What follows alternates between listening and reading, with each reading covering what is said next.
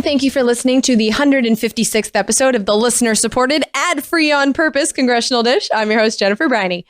Today's episode is about a new law passed with the overwhelming support of both of the two major political parties and signed on August 2nd by President Trump. The law is H.R. 3364, the Countering America's Adversaries Through Sanctions Act, which places sanctions on three countries, North Korea, Russia, and Iran. This is one of those bills that moved through Congress at lightning speed. This 70-page bill was introduced in the House of Representatives on July 24th, passed the House the next day on July 25th with a vote count of 419 to 3, the three no votes coming from Republicans Justin Amash of Michigan, Tom Massey of Kentucky, and John Duncan of Tennessee. Then the bill moved into the Senate, where it passed 2 days later on July 27th with a vote count of 98 to 2, with the two no votes coming from Independent Senator from Vermont Bernie Sanders and Republican Senator from Kentucky Rand Paul. Now, that was the same day as the Affordable Care Act repeal drama, the day that John McCain joined Susan Collins and Lisa Murkowski and all the Democrats to defeat the so-called skinny repeal that killed the Republicans' chance of killing Obamacare before their month-long summer vacation. And so all eyes were on healthcare that day, and then this bill passed into law with little debate in the media shadow. And it's a shame that this bill wasn't debated, because it's kind of a big deal in that it escalates economic trade wars with not one, not two, but three countries. Because that's what sanctions are. Sanctions block people and companies from accessing their money and property. They block people and companies from doing business with each other. And they block people from traveling to the United States. They're hashtag travel bans. That's what sanctions are. And when people and companies have their money and business relationships and freedom to travel restricted, they get pissed. Sanctions are a big deal. And this law puts sanctions on individuals and companies from three countries all at once. And I really want to marinate on that for a second, because you would think that decisions like that should be made country by country because, well, North Korea, Russia, and Iran are three very different countries with very different relationships to the United States, and perhaps we should debate and decide on our actions in relation to them separately. But that's not how this Congress and both of the main political parties chose to make these decisions.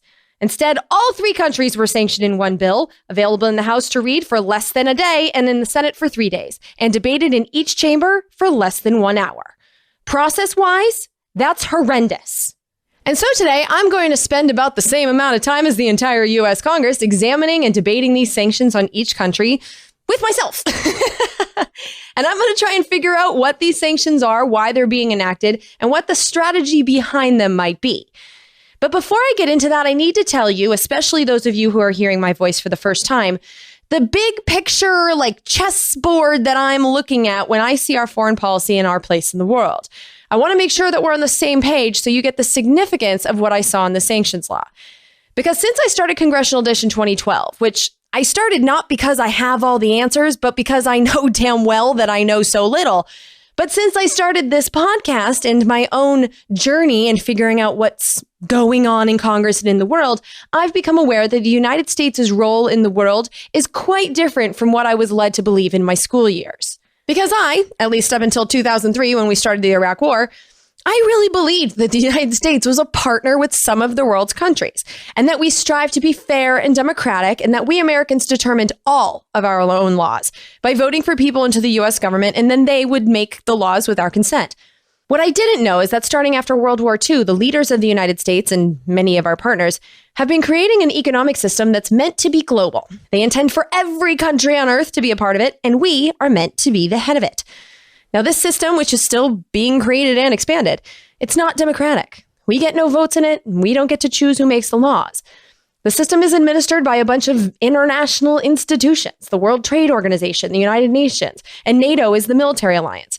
And these institutions have their own banks, including the International Monetary Fund and the World Bank, which use their funds to give unwilling countries money in return for changing their laws to integrate into the world economic system.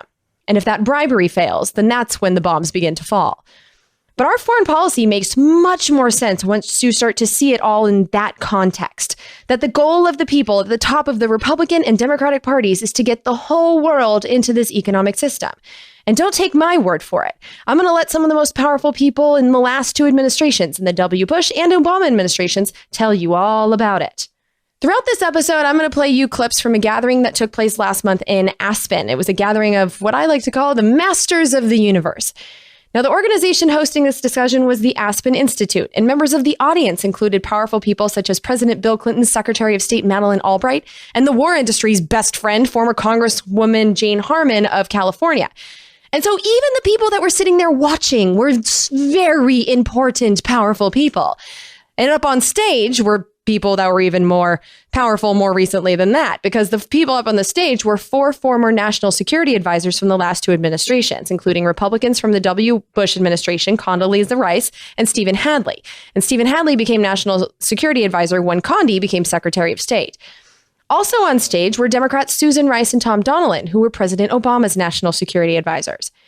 Now, this conversation is worth watching in full, and I included a link to the video in the show notes. In fact, this episode's show notes are intense because I don't expect you to trust anything that I say. And so I've backed it up with my sources. So please go on to congressionaldish.com or check it out in your app. But you can see where I'm getting this all from.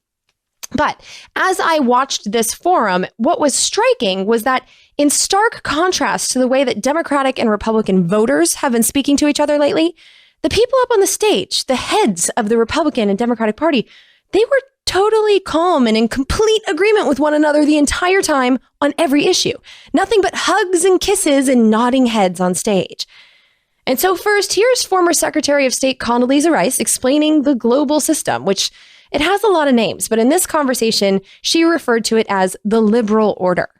The liberal order was born. It was an idea designed after World War II.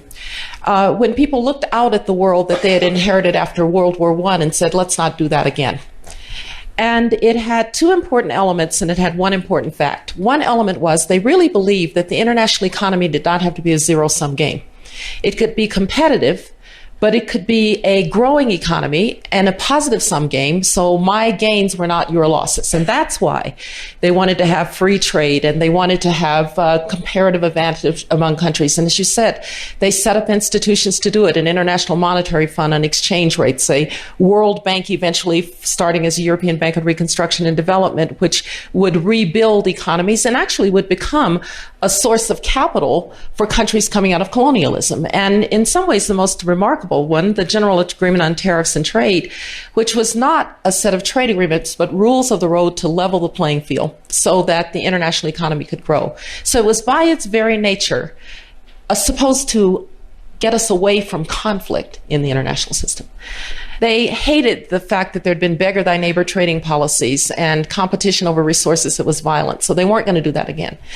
Then the important fact, they were going to try to create the democratic peace where they could. So they rebuilt Germany as a democracy, Japan as a democracy, and it was all going to be protected by American military power. And so that was the liberal order. So they're creating this system and have been for my entire lifetime and my parents' entire lifetime and a good chunk of my grandparents' lifetime. They've been creating this because they truly seem to believe that it's a path to peace. Even if we Americans, as the muscle, have to kill a whole lot of people in a whole lot of places to get every country on earth integrated into the system. Democracy promotion, democracy support, I like to call it, is not just the morally right thing to do. But actually, democracies don't fight each other. They don't send their 10-year-olds as child soldiers. They don't traffic their women into the sex trade. They don't attack their neighbors. They don't harbor terrorists. And so democracies are kind of good for the world. And so when you talk about American interests and you say you're not sure that we ought to promote democracy, I'm not sure you've got a clear concept or a clear grasp on what constitutes American interests.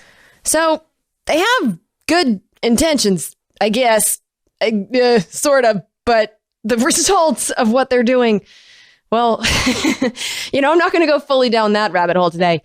But what I will say is that our country really isn't a democracy anymore. There have been studies that have shown that our system serves the rich and powerful now, and it's more like an oligarchy than a democracy. So when they say they're promoting democracy, I think that's a term that they use in place of promoting their economic system. Because the laws they push on other countries are financial laws. They're not electoral. But the point is that the leaders of the 2 political parties controlling the United States and their partners in the West, for lack of a better term, they're creating a global system. And they want everyone in it because they think a global system controlled by them will lead to peace. And that's the main goal in our interactions with the world. And if you need further convincing, because that was a very, very basic summary, but if you need further convincing, and I imagine that you should, there are 3 books that have really helped me see the big picture. One of them is The Pentagon's New Map by Thomas Barnett, and I cannot stand this person. I did not like him. I had to put that book down multiple times because he made me so angry. But quoted inside the inside cover and on the back is the chairman of the House Armed Services Committee, Mac Thornberry. And I have been told by, journalists. I mean, no one actually told me this, but I read it. But apparently this book has been passed around to most of the powerful people in Congress. A lot of people have read it and they're operating on his ideas. So that one is The Pentagon's New Map, Thomas Barnett. I highly recommend checking that out. There's also The Shock Doctrine by Naomi Klein and Confessions of an Economic Hitman by John Perkins. If you read those 3 books, you're pretty much going to know what I'm talking about with the whole world order thing. But anyway, with that in mind, let's take a look at the sanctions that our Congress, with almost unanimous support from both parties, and President Trump just made law.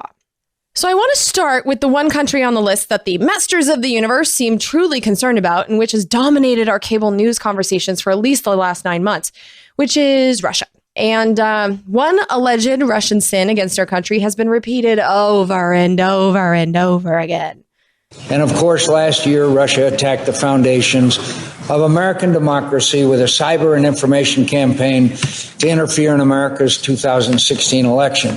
This former KGB colonel attempted to interfere with our own election. Specifically, Russia for interference in our democratic republic. Putin and his intervention in our elections. When it interfered in our 2016 elections. It interfered in the 2016 U.S. election. Its interferences in our presidential election. Mr. Putin interfered in the 2016 election.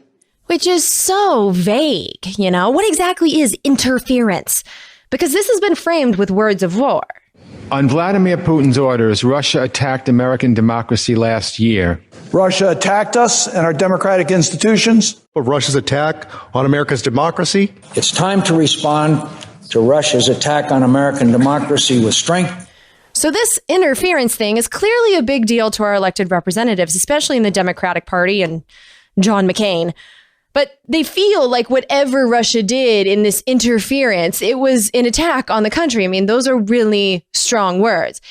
And I may have at one point on this show, but definitely on Twitter and in my day-to-day life, I may have expressed the opinion that the whole Putin interfered in our election thing was a big bag of bullshit. And I'm going to walk that back a little bit, but not completely.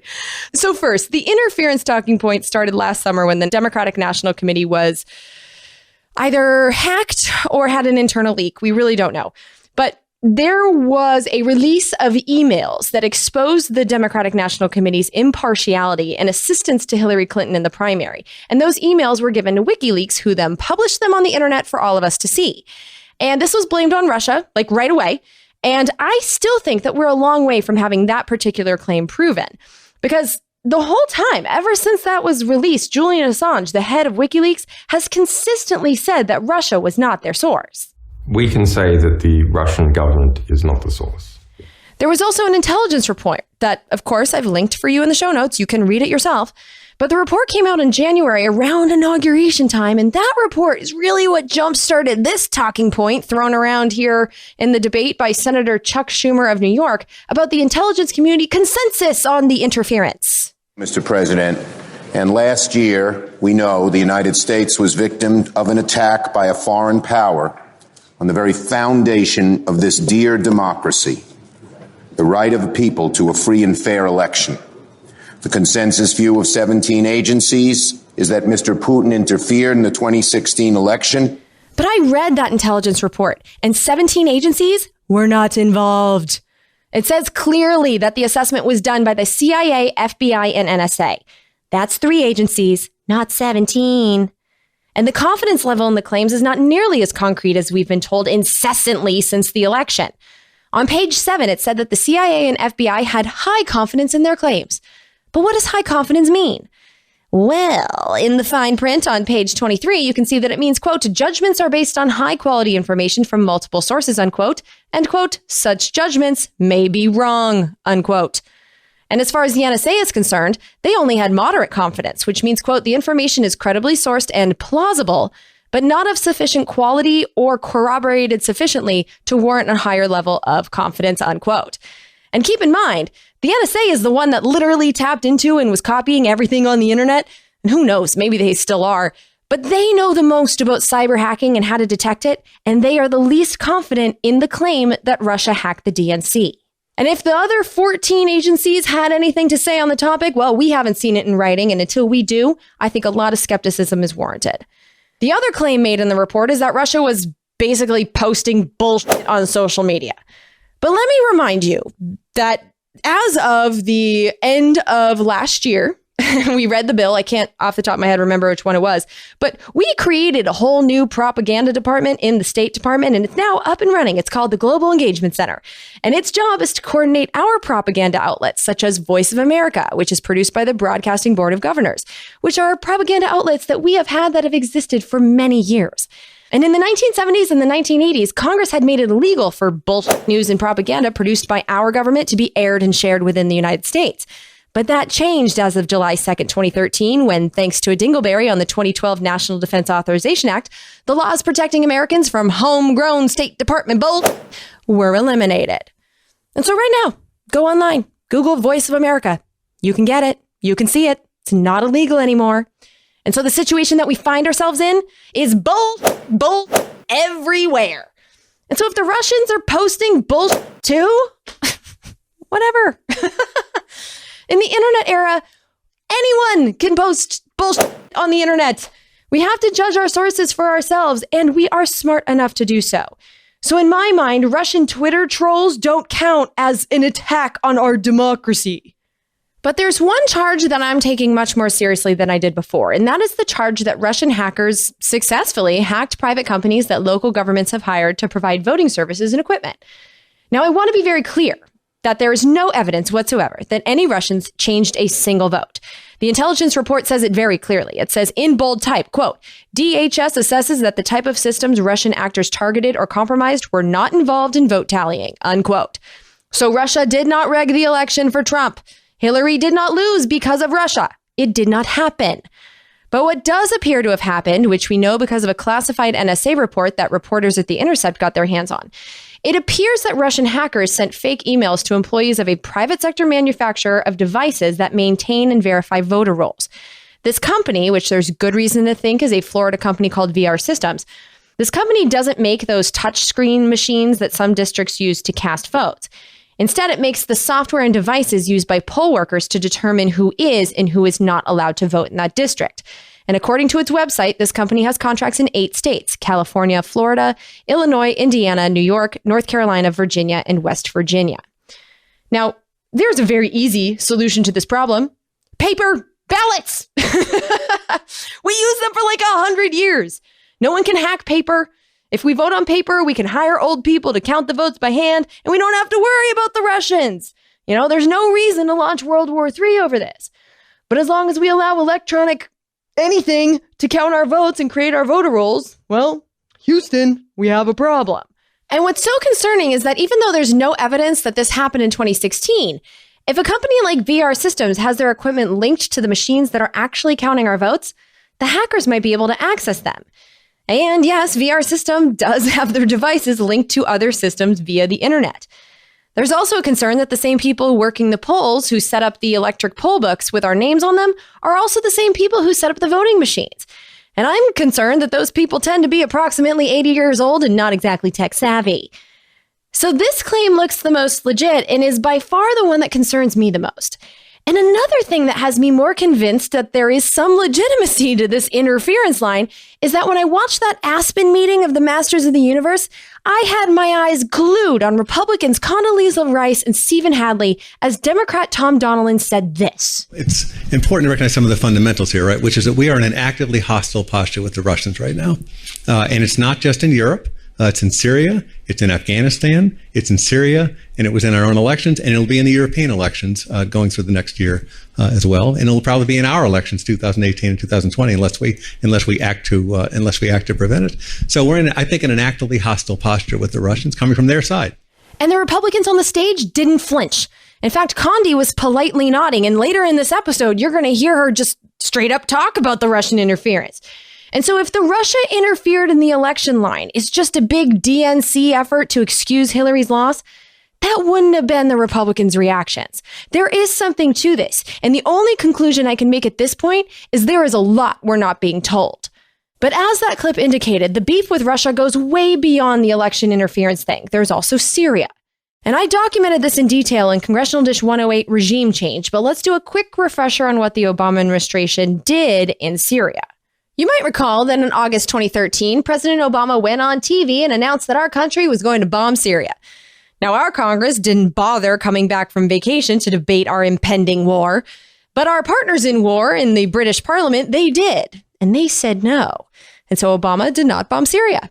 But flash forward 1 year later, in the summer of 2014, Obama bombed Syria, and the bombs have not stopped falling ever since.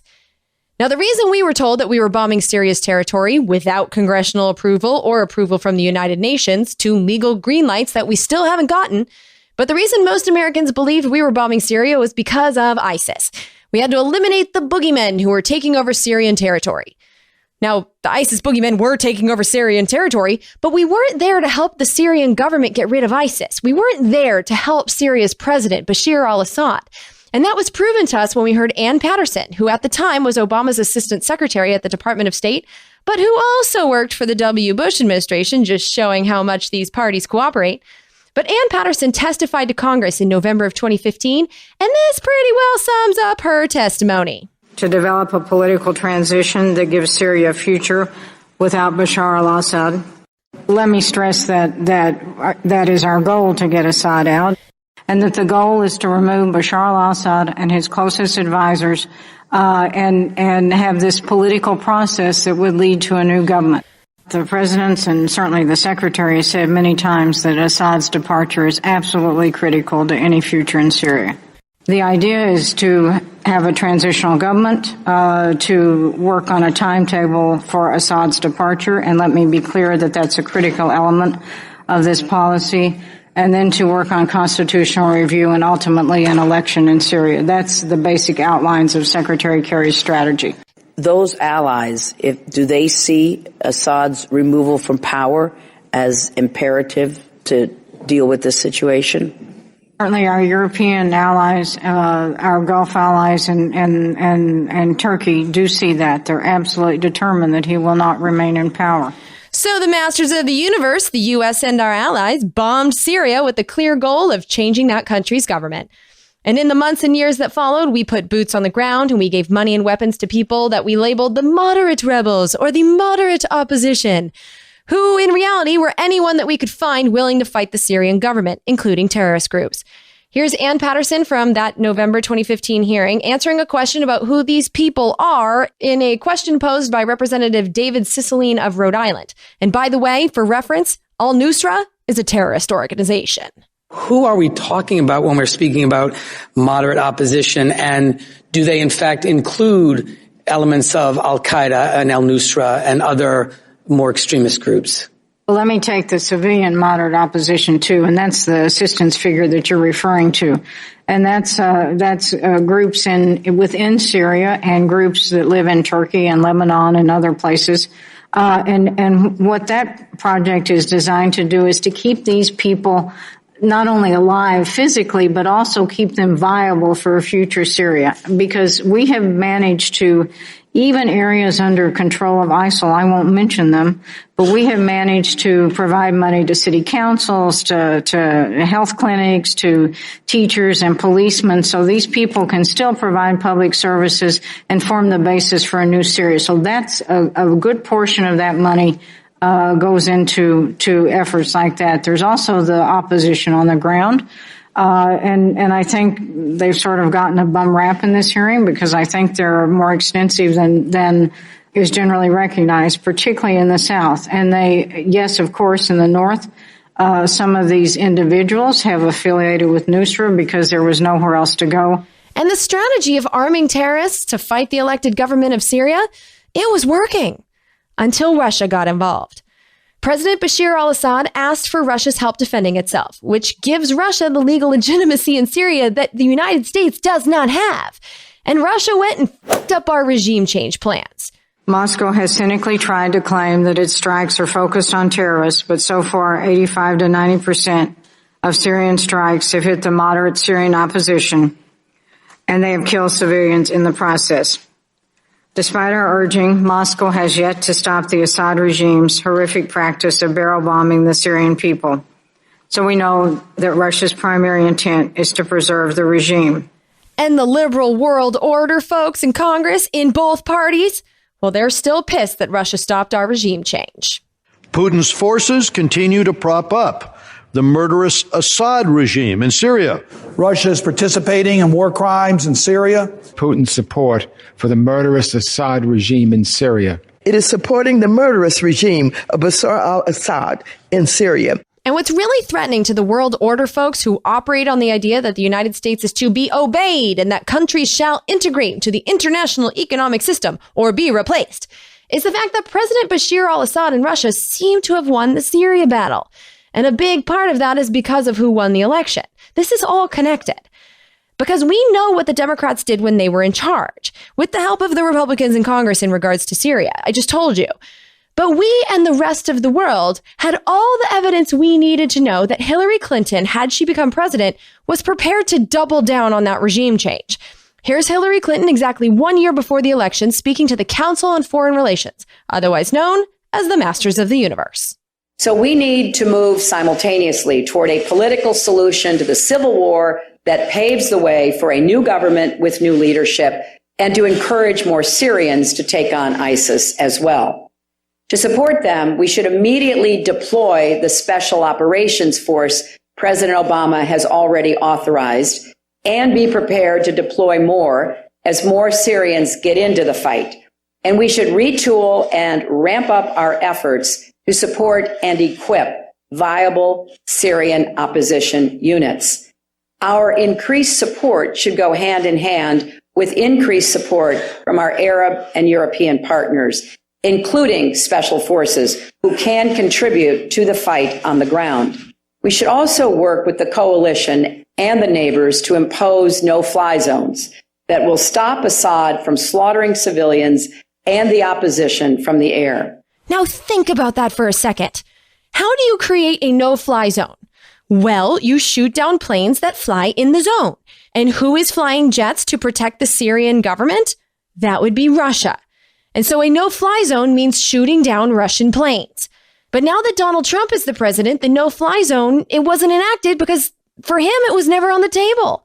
And in mid-July, President Trump ended the program invented by Hillary Clinton when she was Secretary of State that was giving money and weapons to the moderate opposition trying to overthrow the Syrian government. Also in July, a ceasefire between the U.S. and Russia went into effect over the skies of Syria. Now, you may not like Donald Trump as a person or a president, and I certainly don't. But let's give credit where credit is due.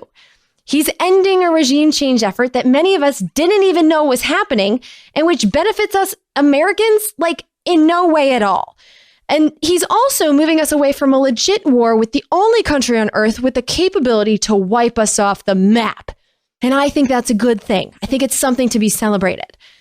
As I say this, I have this pit that just appeared in my stomach and this wave of anxiety because I feel like at this point, saying that Trump has done anything good, it's like something you're not allowed to say.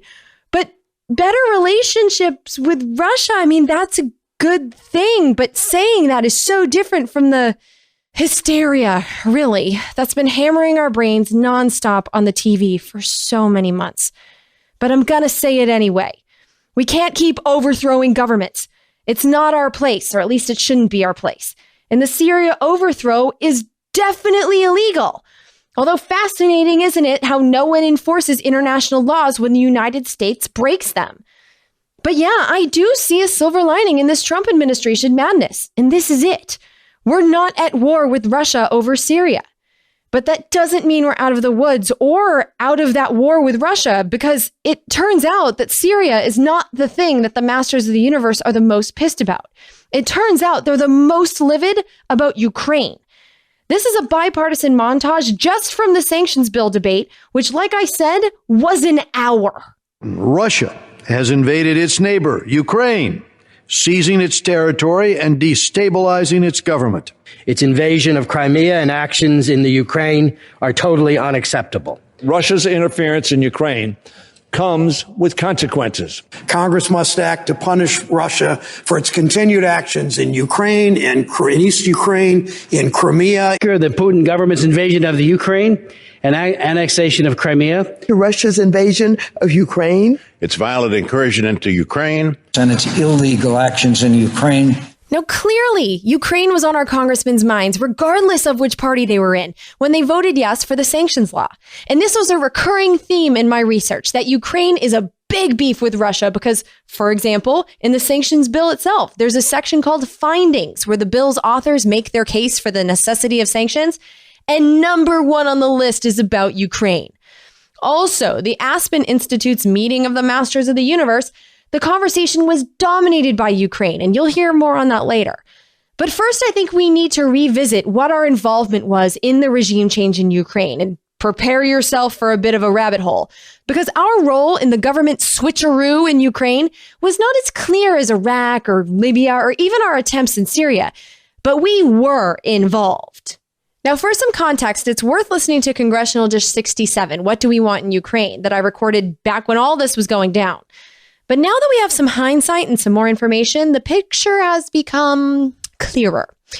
So back in 2011 and 2012, Ukraine needed money. And the International Monetary Fund, one of the banking institutions of the liberal world order, was willing to give Ukraine some money if Ukraine's government, headed by then President Viktor Yanukovych, would change Ukraine's economic laws to make the country more open to multinational corporations and to make their laws match those of the liberal order's economic system.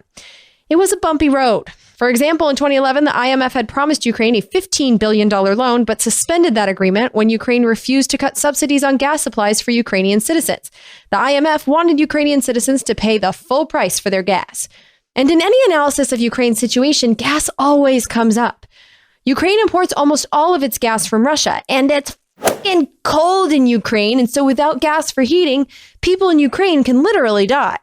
Russia has used that power to manipulate Ukraine. They cut off the gas completely in the winters of 2006 and 2009, which cut off gas not only to Ukraine, but also to Europe, which imports about a quarter of its gas from Russia, most of which travels through Ukraine.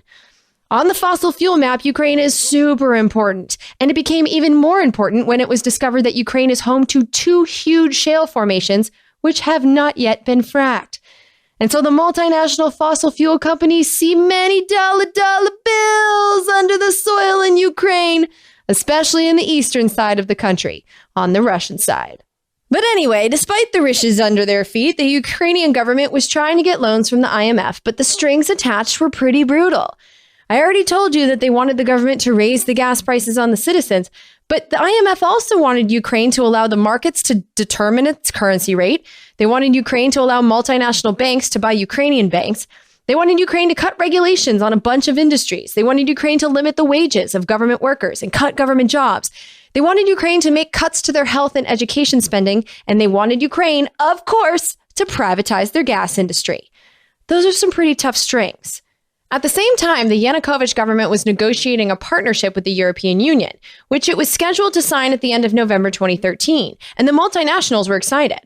For example, Ukraine signed a 50-year, $10 billion fracking deal with Chevron just a few weeks before the EU deal was supposed to be signed.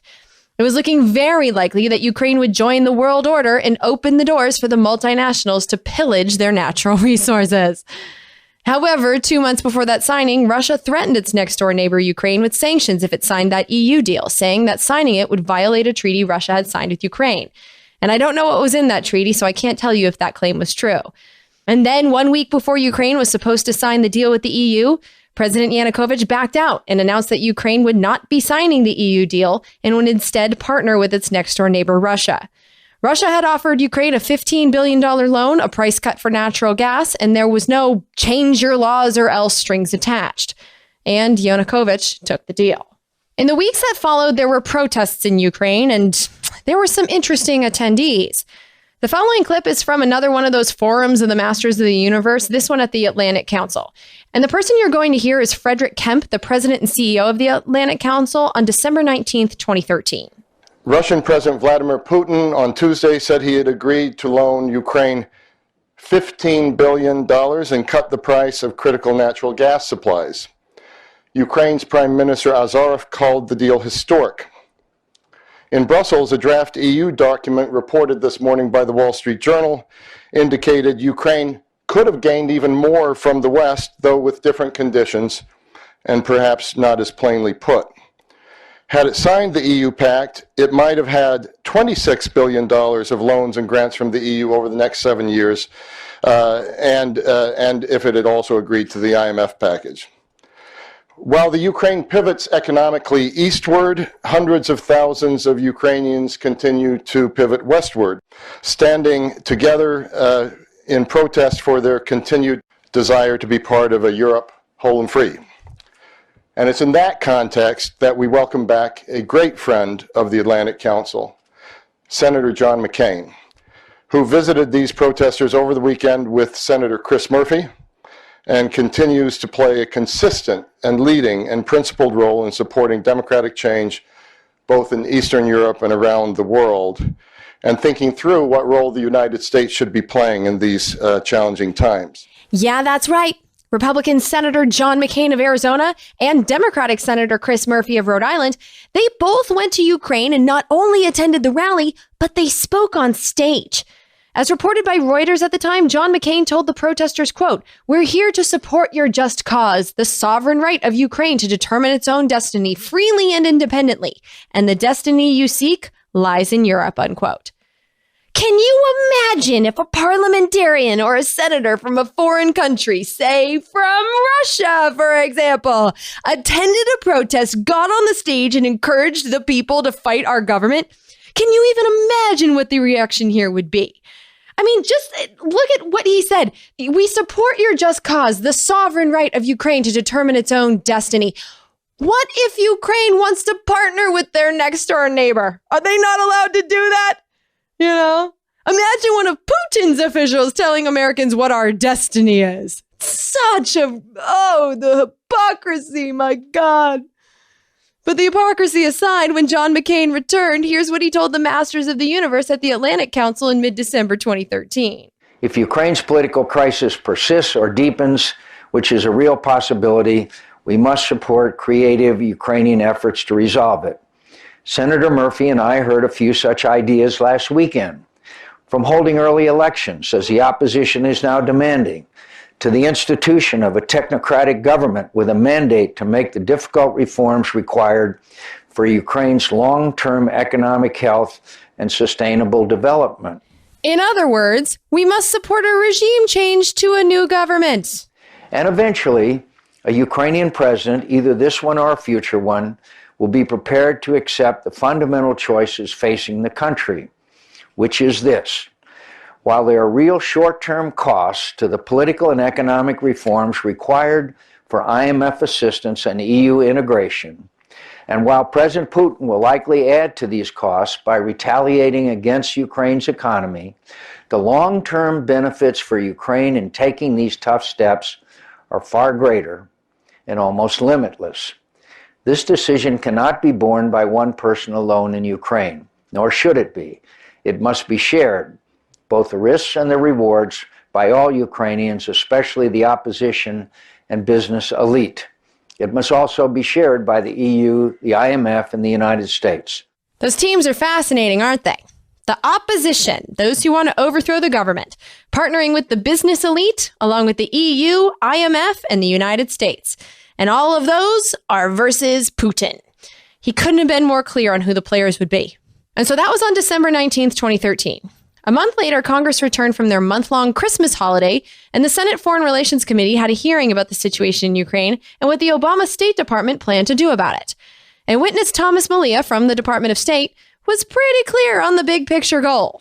Our approach to Ukraine complements that of our EU partners and what they sought in their association agreement. A Ukraine that is more responsive to its citizens, that offers its people opportunities that a growing free market economy would provide based on the rule of law. Yeah, that economic system I keep talking about, the economic system of the world order, they label it free market. And I know a lot of you believe in the free market theory, and fine, I don't care. But an economic system that requires the bribing of countries to change their laws is not one based on freedom. And from the little I know about the free market theory that people preach, the system that's being enacted does not match your principles. But it's genius for the masters of the universe to use that term, and it's causing a lot of people to stand up for policies that fuck them in the ass.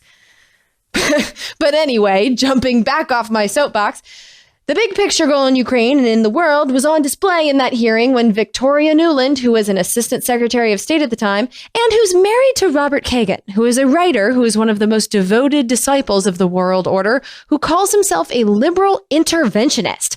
Well, his powerful wife told this to the Senate in mid-January 2014.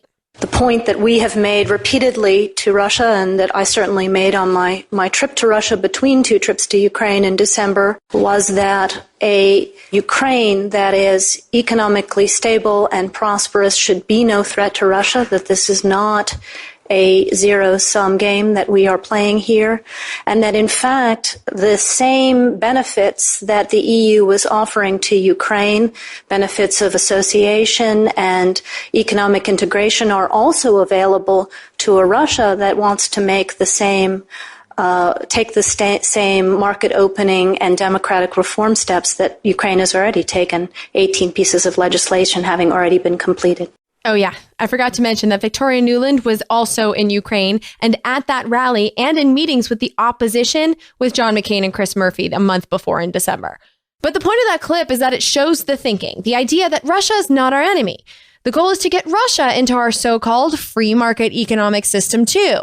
If they would just change their laws and do what we say, we could be totally cool with Russia.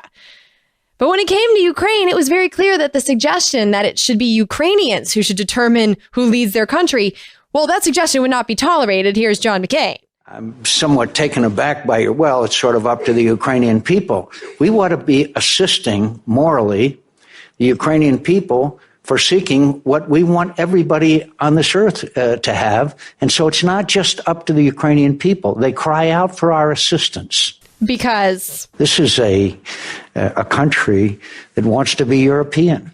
They don't want to be Russian. That's what this is all about. So John McCain knows what every Ukrainian wants. John McCain knows what everyone on earth wants. That arrogance. Who the f*** do these people think they are? But anyway, 3 weeks after this hearing took place, a leaked phone call was posted on the internet.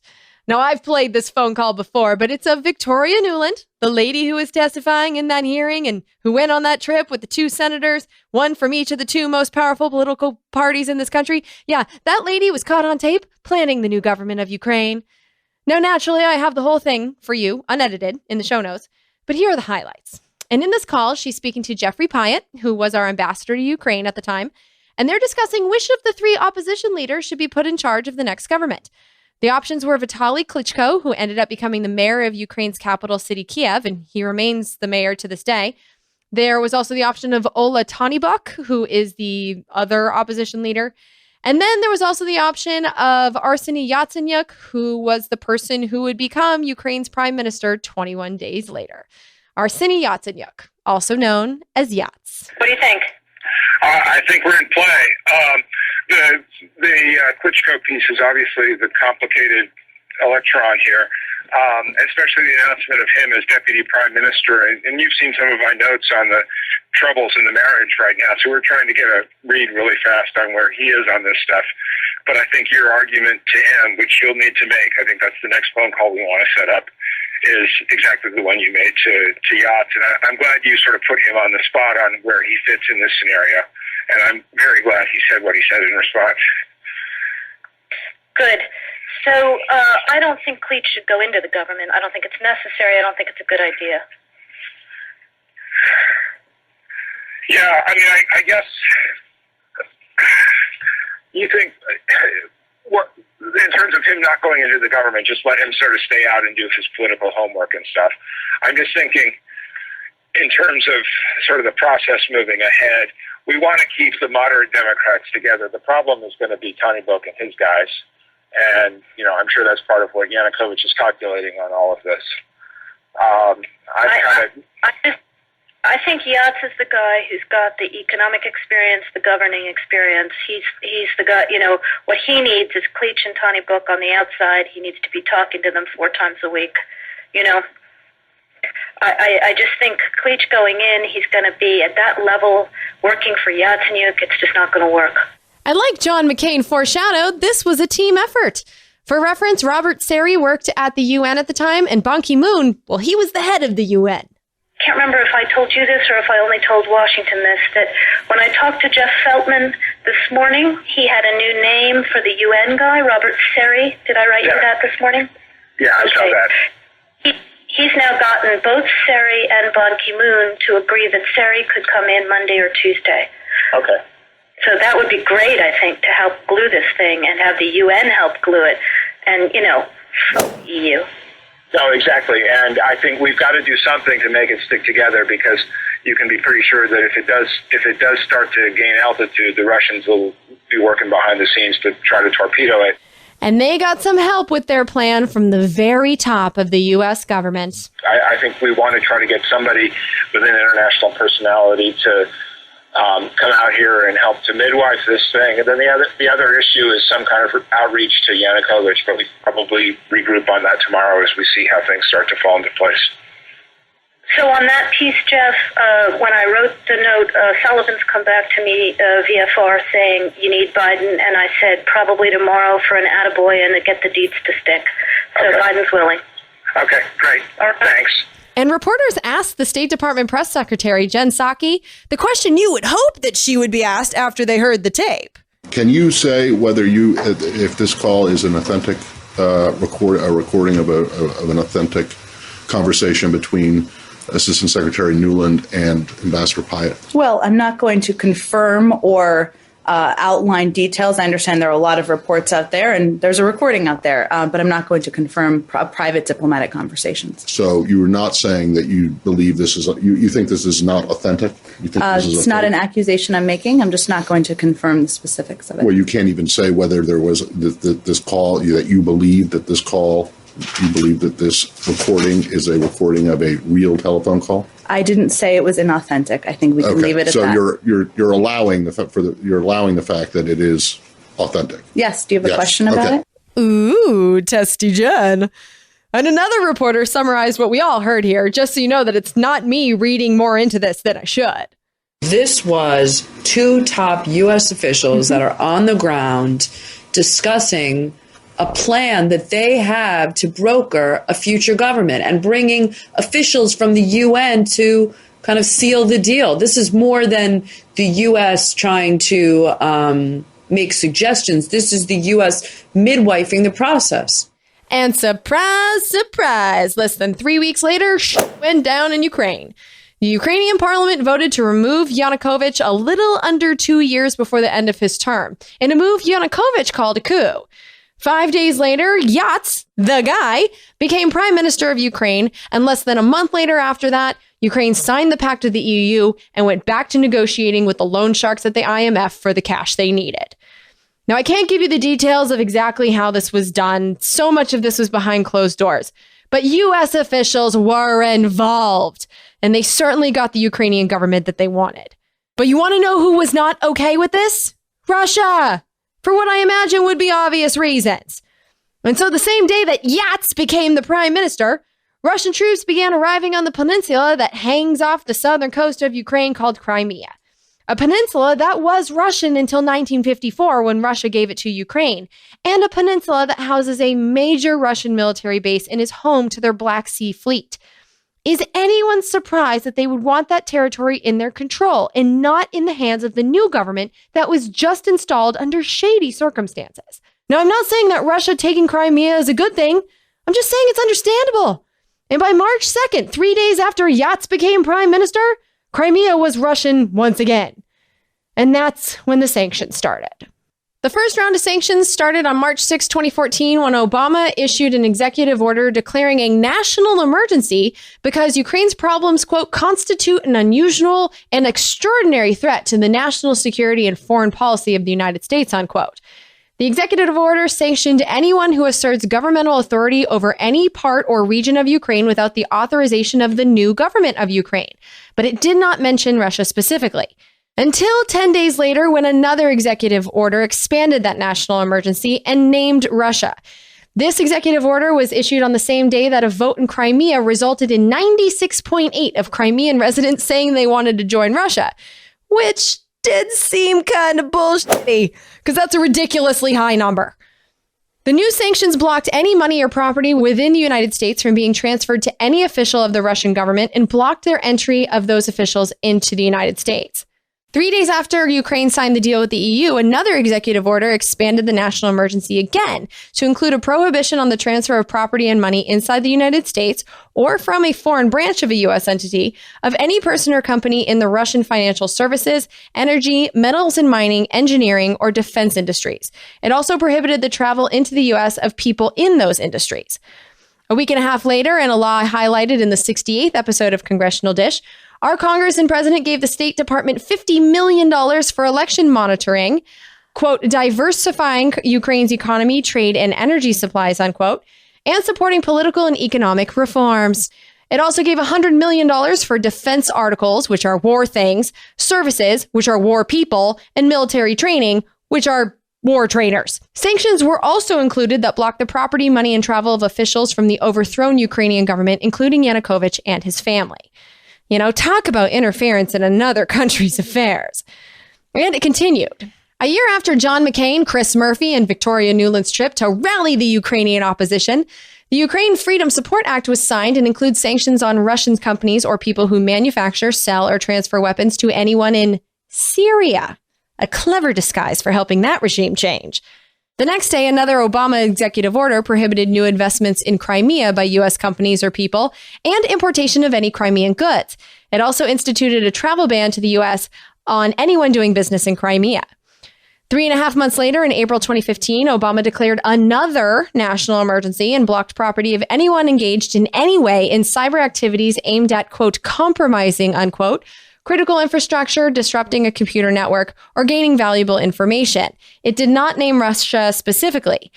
And then 1.5 years later, this past December, that executive order was expanded to add tampering with election institutions to the list of sanctionable offenses, blocks financial transactions of Russian intelligence, security, and technology agencies, and blocked the property and travel visas of 4 specific Russian intelligence officers serving in the Russian intelligence unit known as the GRU. And that, finally, brings me to the sanctions law that President Trump signed on August 2nd. Now, like I said before, right in the beginning of the Russia section of the law, number 1 in the sense of Congress section, it says, quote, it is the sense of Congress that the president should continue to uphold and seek unity with European and other key partners on sanctions implemented against the Russian Federation, which have been effective and instrumental in countering Russian aggression in Ukraine, unquote. Russian aggression. It's real. You know, Russia took Crimea. But the hypocrisy is a little tough to take, knowing our own aggressive, manipulative moves in replacing the government in Ukraine. But anyway, Congress is clearly concerned that Trump is going to either waive or not enact the sanctions because the bill also orders the president to submit reports outlining his reasons to Congress before terminating or waiving sanctions relating to Russia, Ukraine, and Syria. And Trump cannot terminate or waive the sanctions on Russia, Ukraine, and Syria within 30 days of submitting this report unless a branch of Congress passes a resolution to allow it. The new law also forces the president to enact sanctions in situations where it was previously optional. As for the sanctions themselves, in addition to the sanctions I listed that have already been enacted, this law expanded them, and by a lot. This law makes state-owned companies in the rail, metals, and mining sectors subject to sanctions. It also limits financial loans to Russian industries. It also forces President Trump to block property and deny visas to anyone who provides the government of Syria financial, material, or technical support for getting almost any kind of weapon. And what's fascinating here is that the sanctions do not apply to products for Russia that are for space launches. And the reason is that we depend on Russia to get a lot of our shit up into the space area because we don't do the launches anymore. The Apollo missions done. We hitch rides with Russians to the International Space Station. And the thing that I'm confused about is why we think Russia is going to keep cooperating with us if we keep doing these sanctions, So that's an interesting part of the law. Also, this new law prohibits the transfer of goods and services, except banking, that support new Russian deepwater oil drilling, Arctic offshore drilling, or shale projects. Russians need to have a 33% share or more in the company for the sanctions to apply. And that last part was added to the final version, which is a move that was explained by Representative Pete Sessions of Texas. The bill that was passed by the Senate risked giving Russian energy firms a competitive advantage across the globe by inadvertently denying American companies access to neutral third-party energy markets where there would simply be a small or de minimis Russian presence. The bill before us today prevents Russia from being able to weaponize these sanctions against U.S. energy firms, and I want to thank Chairman Royce for his hard work on this issue. I also want to ensure that we have an understanding of the definition of the word controlling in Section 223D of H.R. 3364. For purposes of clarification and legislative intent, the term controlling means the power to direct, determine, or resolve fundamental operational and financial decisions of an oil project through the ownership of a majority of the voting interest of the oil project. So being tough on Russia takes a backseat to making sure multinational fossil fuel companies are not affected. At least these people are consistent in their priorities. The law also gives the president the option to enact sanctions on companies and individuals who provide materials to Russia for energy export pipelines valued at $1 million or more. Now notice that one's optional. The rest of these have been forcing Trump's hand. That one's optional. And the amount of money that triggers the prohibition on the transfer is pretty high, $1 million. And so basically it's a loophole that you could fit a giant pipeline through. And who is responsible for this? Well, here's Representative Ed Royce of California. Yes, in recognizing the gentleman from Texas, Mr. Mike McCall, I just want to thank him for his good work to strengthen the bill, as he will discuss, and for his focus on pipelines that primarily carry oil and gas through Russia that compete with Russian gas and drives down the price of gas. And here's what Representative Mike McCall had to say about his good work on this bill. I want to thank Chairman Royce for clarifying that Section 232 of this bill only applies to Russian energy export pipelines. We should not be in the business of sanctioning pipelines that help provide energy independence from Russia. Putin uses this as a tool to provide political leverage over his neighbors. And is there a plan in the law somewhere to not only protect the multinational fossil fuel industry, but also help it make money? Of course there is. Here's Representative Tim Ryan of Ohio. What's happening with these sanctions here and the targeting of Russian gas pipelines, their number one export, I think, is entirely appropriate. The Nord Stream 2, which carries gas from Russia through the Baltics to Germany. And I know Germany isn't happy about it, but this is something that we have to do. And the point I want to make is we have to address this issue in a comprehensive way. We must continue to focus on how we get our gas here in the United States, our natural gas to Europe, to our allies, so they're not so dependent on Russia. We got to have the sanctions, but we also got to be shipping liquid natural gas to some of these allies of ours so they're not so dependent on the Russians, which is part and parcel of this entire approach. And in case the fossil fuel companies that give loads of campaign money to these men are not reassured enough that their precious products will not be affected, here's Representative Pete Sessions of Texas again. I'd also like to note that the Shah Deniz pipeline and the Southern Gas Corridor projects will continue to be able to bring gas from the Caspian Sea, which is a huge find, to our European allies, reducing their dependency on Russian energy. Always looking out for their fossil fuel friends. And that's not all. Another provision in the new law orders the Secretary of State, and you remember him, right? Rex Tillerson, the former CEO of ExxonMobil. Yeah, that guy is directed to work with the Ukrainian government to increase the amount of energy produced in Ukraine. The plan that Rex Tillerson will come up with will, quote, include strategies for market liberalization, unquote, as in integrating Ukrainian fossil fuels into the so-called free market economy of the liberal world order. Also, Rex Tillerson will oversee survey work needed to, quote, help attract qualified investment into exploration and development of areas with untapped resources in Ukraine, unquote. Work that companies like ExxonMobil perhaps could help with in those giant untapped shale formations. The plan will also support the implementation of a new gas law, quote, including pricing, tariff structure, and legal regulatory implementation, unquote. So Rex Tillerson will help make the environmental regulations in Ukraine.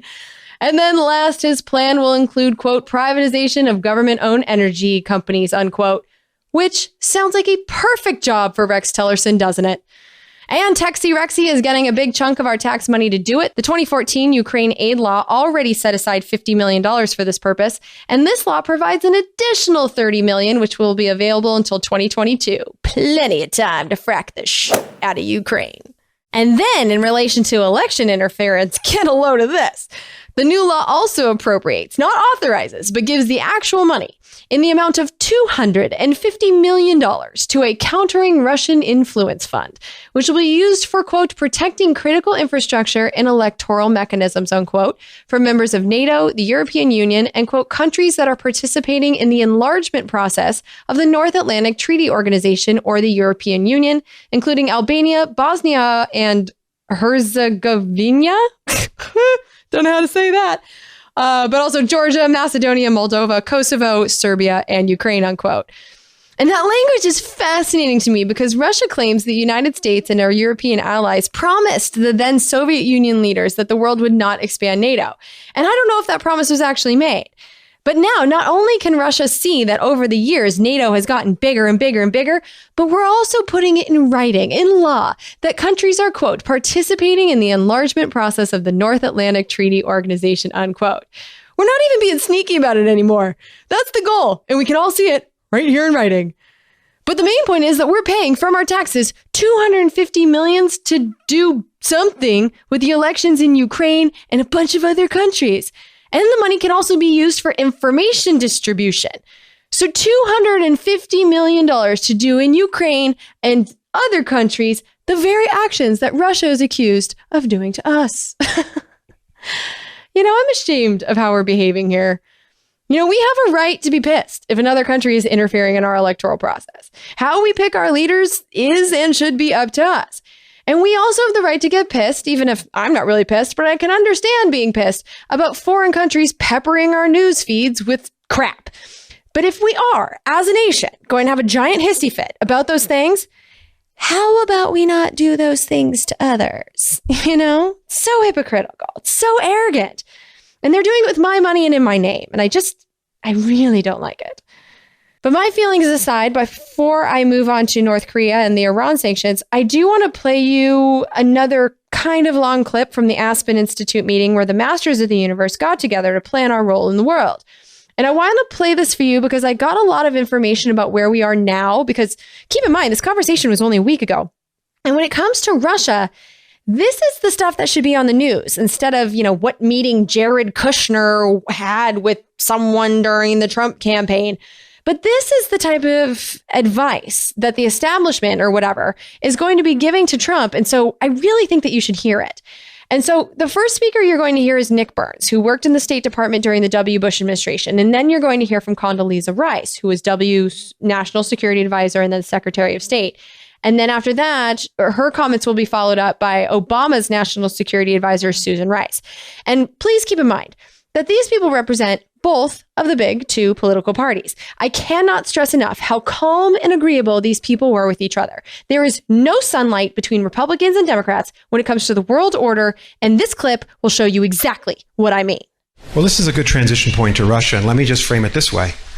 Since Putin's invasion and annexation of Crimea, 20 of the 28 allies have raised their defense spending, and they feel the threat. And I would even say right now, Merkel is leading NATO, not so much the United States. She's leading NATO on this. So, Condi, you've studied the Russians and the Soviets your whole life. We've got a dilemma here. Putin attacked our election and tried to discredit our democracy. We know he did that. Putin annexed Crimea. He still has troops in the Donbass and eastern Ukraine dividing that country. He has been a malevolent force in Syria.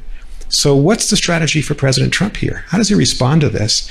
And we saw this extraordinary situation where the president was essentially repudiated by the Republicans in Congress on this big vote in the Senate and House to sanction Russia.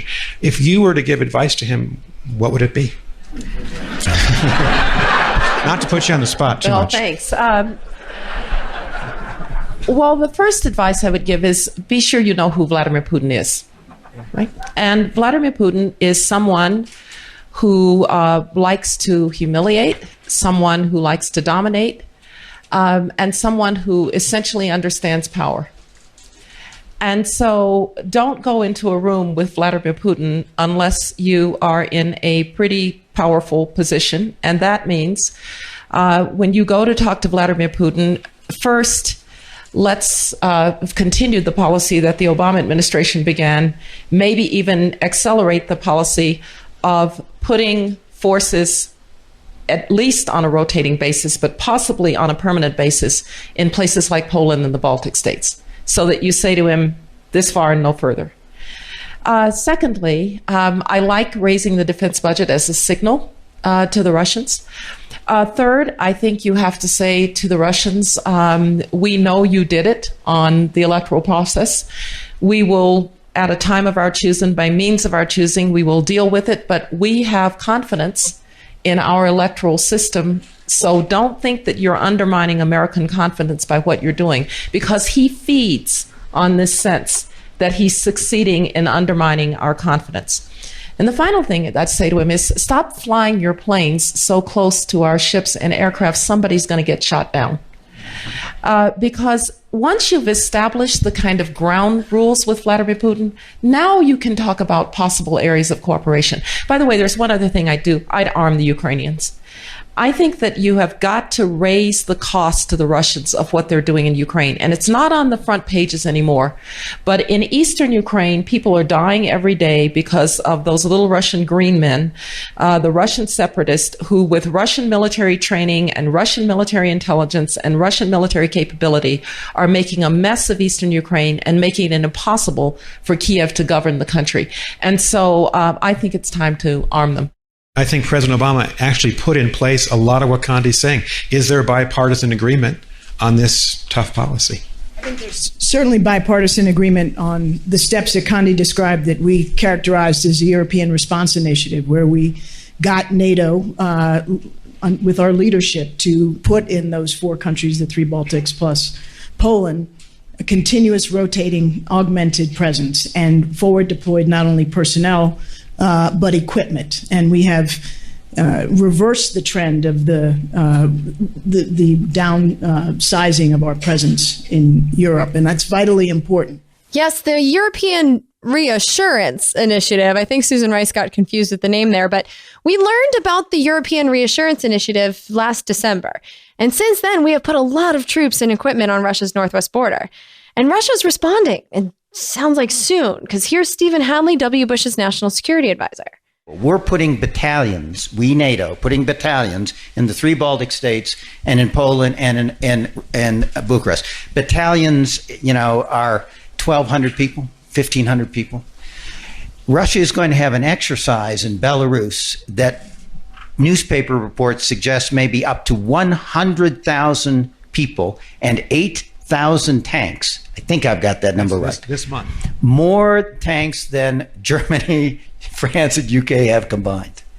And we have to be careful that we don't get in this, very confrontational, rhetorical position with Russia and not have the resources to back it up. So we're playing a dangerous game here with Russia. And I hate to say this, but we started it in Ukraine and we escalated it in Syria. Russia's not the sole bad guy here. We bear some responsibility. We bear a lot of responsibility. And that's despite what you're hearing every day on the news. We make it sound like Russia has just been out of control and we're just responding to them. And it's just not the case. But does all of this coverage of Russia make more sense now? Because in order to justify all of this, they have to make Russia an enemy in the eyes of the American public. Do you see the manipulation? Do you see the big picture? Because out of the 3 countries on the sanctions list in this bill, there's only one country that's actually threatening the United States itself, and that's North Korea. And when it comes to North Korea, when I started this episode just 2 weeks ago, every cable news station was telling the country that we were on the brink of nuclear war. And I was actually in San Diego for a few days on a last-minute trip. I joined Joe on a work trip, and I was purposely trying to avoid the news for a few days. But I saw it on TV in bars and in the airport and in the hotel lobby, and I overheard people talking about our impending nuclear war on the street, and I had friends bring it up when I got home. And 1 week later, it's like it never happened, and everyone's freaking out about Nazis. But a week from now, it'll be something else that has everyone in a panic. But for a week, very recently, a significant number of Americans were convinced that a nuclear war with North Korea was going to start at any second. And I did an episode back in May called Pivot to North Korea, and I went into detail on our history with North Korea. So please go back and listen to that if you're not in the know. But basically, the Korean War never officially ended, and North Korea's current leader, Kim Jong-un, he believes that the best way to keep his government intact and keep the United States from overthrowing him is to possess nuclear weapons. And why would he think this? Well, Senator Ed Markey of Massachusetts minces no words. We convinced, in quotes, Gaddafi to give up his nuclear weapon program. We convinced, in quotes, Saddam Hussein to give up his nuclear weapon program. And then subsequently, we participated in a process that led to their deaths. And so Kim Jong-un and the people of North Korea have been creating nuclear weapons, testing them, and testing the intercontinental ballistic missiles that would deliver the weapons to wherever Kimmy boy wants to explode them. And since Trump took office in January, North Korea has fired 18 missiles during 12 tests, including a test of a big-ass missile on the 4th of July. Subtle hint there, Kim. And what we want, at least the first thing we want, is for North Korea to stop building the nukes and stop testing missiles. The North Korea threat is pretty damn straightforward. And so on July 25th, on the day that the sanctions law passed the House of Representatives, there was a hearing on North Korea in the Senate chaired by Senator Cory Gardner of Colorado. And he opened the hearing talking about a bill he authored, which was, for the most part, put into the North Korea section of the bill that became law. Last Congress, I led the North Korea Sanctions and Policy Enhancement Act, which passed the Senate by a vote of 96 to nothing. This legislation was the first standalone legislation in Congress regarding North Korea to impose mandatory sanctions on the regime's proliferation activities, human rights violations, and malicious cyber behavior. According to recent analysis from the Foundation for the Defense of Democracies, North Korea's sanctions have more than doubled since that legislation came into effect on February 18th, 2016. Prior to that date, North Korea ranked 8th behind Ukraine, Russia, Iran, Iraq, the Balkans, Syria, Sudan, and Zimbabwe. Even with the 130% sanctions increase after the legislation passed this Congress, North Korea is today still only the 5th most sanctioned country by the United States. And so this sanctions bill is meant to move North Korea as far up that list as possible. But it wasn't just the United States passing sanctions on North Korea. 3 days after this bill was signed into law, the UN Security Council had an emergency meeting. And it's worth noting that even though our sanctions law was a 3-for-1, the UN only enacted sanctions on North Korea. They didn't even talk about sanctioning Iran or Russia. But as far as North Korea is concerned, the US and our partners are not screwing around. Here's our ambassador to the UN, Nikki Haley, speaking to the world leaders in that emergency meeting on August 5th. This resolution is the single largest economic sanctions package ever leveled against the North Korean regime. The price the North Korean leadership will pay for its continued nuclear and missile development will be the loss of 1/3 of its exports and hard currency. This is the most stringent set of sanctions on any country in a generation. And the British ambassador to the UN, Matthew John Rycroft, expanded on the details of the sanctions, which matched what I saw in our sanctions law. Make no mistake, as North Korea's missile capabilities advance, so too does their contempt and disregard for this Security Council. We must meet this belligerence with clear, unequivocal condemnation and with clear, unequivocal consequences. Today, Mr. President, we have banned North Korean exports of coal, iron ore, lead, and seafood. These are the lifeline exports that sustain Kim Jong-un's deadly aspirations. In simple terms, should the North Korean regime continue its reckless pursuit of an illegal missile program and a deadly nuclear program, they will have vastly less. We've also capped the number of foreign workers from North Korea. Every year, DPRK sends thousands of ordinary workers overseas. They often endure poor conditions and long hours, and their toil serves to provide critical foreign currency for North Korean government coffers. This is undoubtedly a form of modern slavery, and today we have taken the first step to ending it. The world will now monitor and curtail work authorizations for these desperate expatriates. And even Russia, who is included in our sanctions bill, is in support and is helping us with sanctioning North Korea.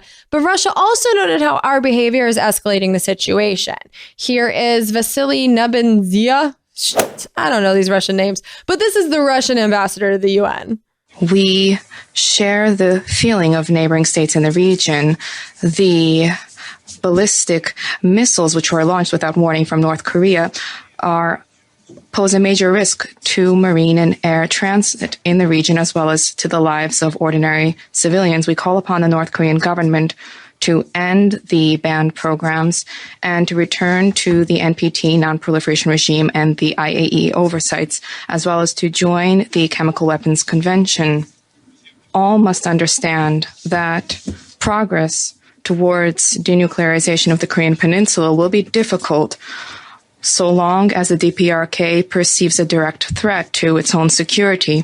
For that is how the North Koreans view the military buildup in the region, which takes on the forms of frequent, wide-ranging exercises and maneuvers of the U.S. and allies as they deploy strategic bombers, naval forces, and aircraft carriers to the region. Another destabilizing factor in the region is the scaling up in North Korea of the THAAD, the U.S. anti-missile defense elements. We repeatedly noted not only this constitutes an irritant, but this also undermines the overall military balance in the region and calls into question the security of neighboring states. We would like to hope that the U.S. Secretary of State's assurances were sincere, that the U.S. is not seeking to dismantle the existing DPRK situation or to forcibly unite the peninsula or military intervene in the country. But all of this begs the question, what does North Korea want? And how could we solve this without resorting to nuclear war? Well, Leon Segal, who is the director of Northeast Asia Cooperative Security Project at the Social Science Research Council, he put the situation into some context and had some suggestions, which I consider reasonable. And so this clip is from the July 25th Senate hearing. During the Cold War, Kim Il-sung played China off against the Soviet Union to maintain his freedom of maneuver. In 1988, anticipating the collapse of the Soviet Union, he reached out to improve relations with the United States, South Korea, and Japan in order to avoid overdependence on China. That has been the Kim's objective ever since. From Pyongyang's vantage point, that aim was the basis of the 1994 agreed framework and the September 2005 six-party joint statement. For Washington, obviously, suspension of Pyongyang's nuclear and missile programs was the point of those agreements, which succeeded for a time in shuttering the North's production of fissile material and stopping the test launches of medium and longer-range missiles. Both agreements collapsed, however, when Washington did little to implement its commitment to improve relations, and of course, Pyongyang reneged on denuclearization. That past is prologue. Now there are indications that a suspension of North Korean missile and nuclear testing and fissile material production may again prove negotiable. In return for a suspension of its production of plutonium and enriched uranium, the Trading with the Enemy Act sanctions imposed before the nuclear issue arose could be relaxed for yet a third time, and energy assistance unilaterally halted by South Korea in 2008 could be resumed. An agreement will require addressing Pyongyang's security needs, including adjusting our joint exercises with South Korea, for instance, by suspending flights of nuclear-capable B-52 bombers into Korean airspace. Those flights were only resumed, I want to remind you, to reassure allies in the aftermath of the North's nuclear tests. If those tests are suspended, B-52 flights can be too, without any sacrifice of deterrence.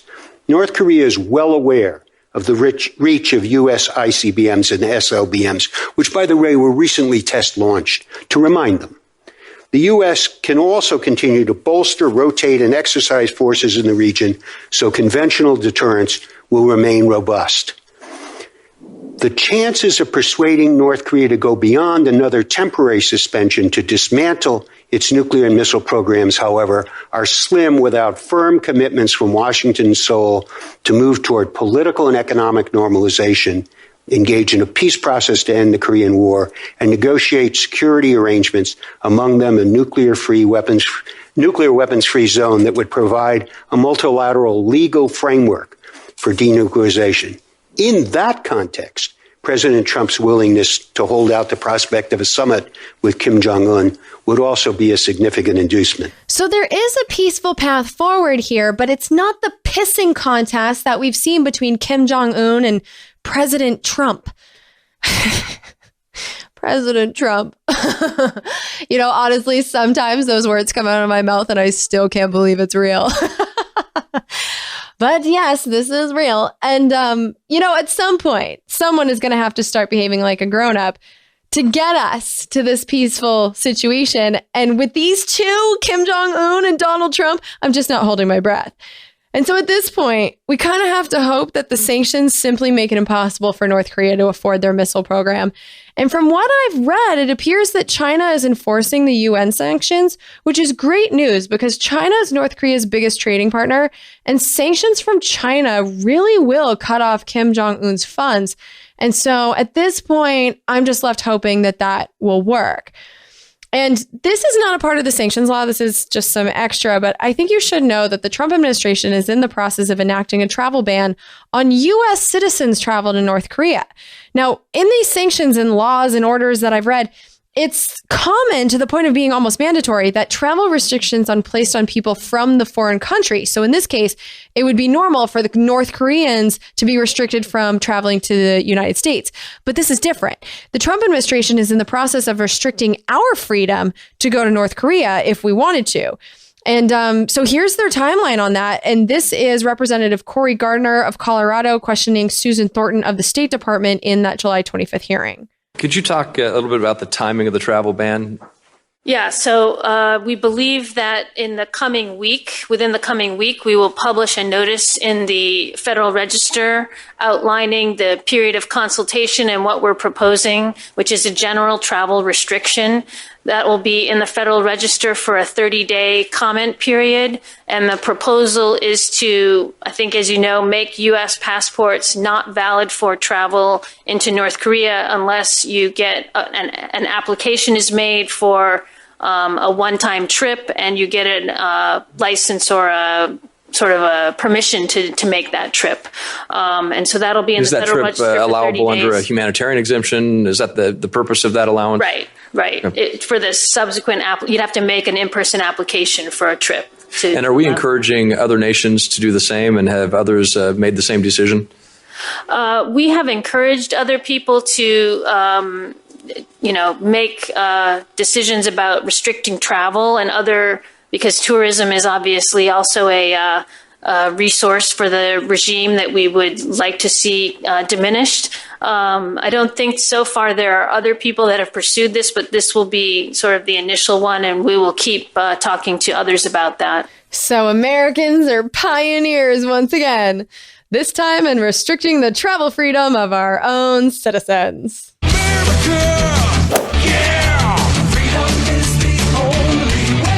Freedom!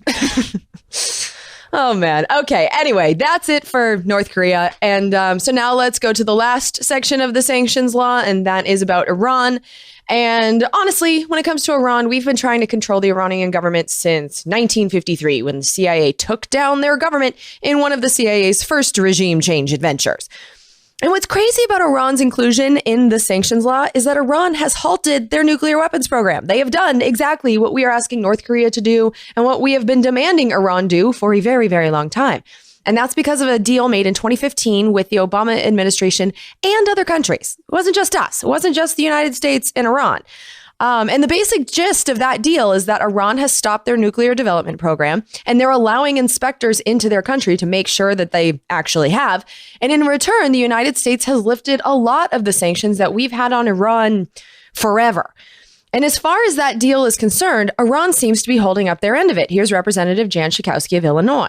Experts, the international community, and even some of President Trump's own advisors agree that the Iran nuclear agreement is working. In June, the International Atomic Energy Agency certified that Iran is within the limits set by this historic deal. There are serious issues left to be addressed with Iran, especially in regards to human rights violations and ballistic missiles, which this bill covers. The Iran deal took Iran's nuclear weapons off the table, allowed us to deal with these remaining challenges. Yes, like she said, even the Trump administration has been certifying that Iran is complying with the terms of the nuclear agreement. In fact, they've done it twice. The latest time they certified it was on July 17th, but according to the New York Times, Trump only certified it after a screaming match with his national security advisors. Because Trump, even after becoming president and knowing more, or at least we think he knows more, but even after becoming president, he's continuing to insist that the nuclear deal was a bad deal and that he could have done better. Even though all of the countries involved, Britain, China, France, Germany, and Russia, along with the nuclear weapons inspectors, and even countries that didn't want the deal to happen in the first place, like Saudi Arabia and Israel, they all agreed that the deal is working. Not really a bad deal if it's working, is it, Trump? But anyway, so he certifies it on July 17th, and the very next day, after being bullied into certifying Iran's compliance by the smart people in the room, Trump imposed new sanctions on Iran by himself without the support of the rest of the world. Now, this round of sanctions was relatively small. It sanctioned 18 Iranian individuals in the weapons industry because Iran has been building missiles.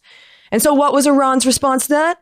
Well, here's a report from an Iranian English language news program. And for reference, IRGC stands for Islamic Revolutionary Guard Corps, which is a branch of the Iranian military created in 1979 after the Iranians kicked out the government that we had installed there in 1953.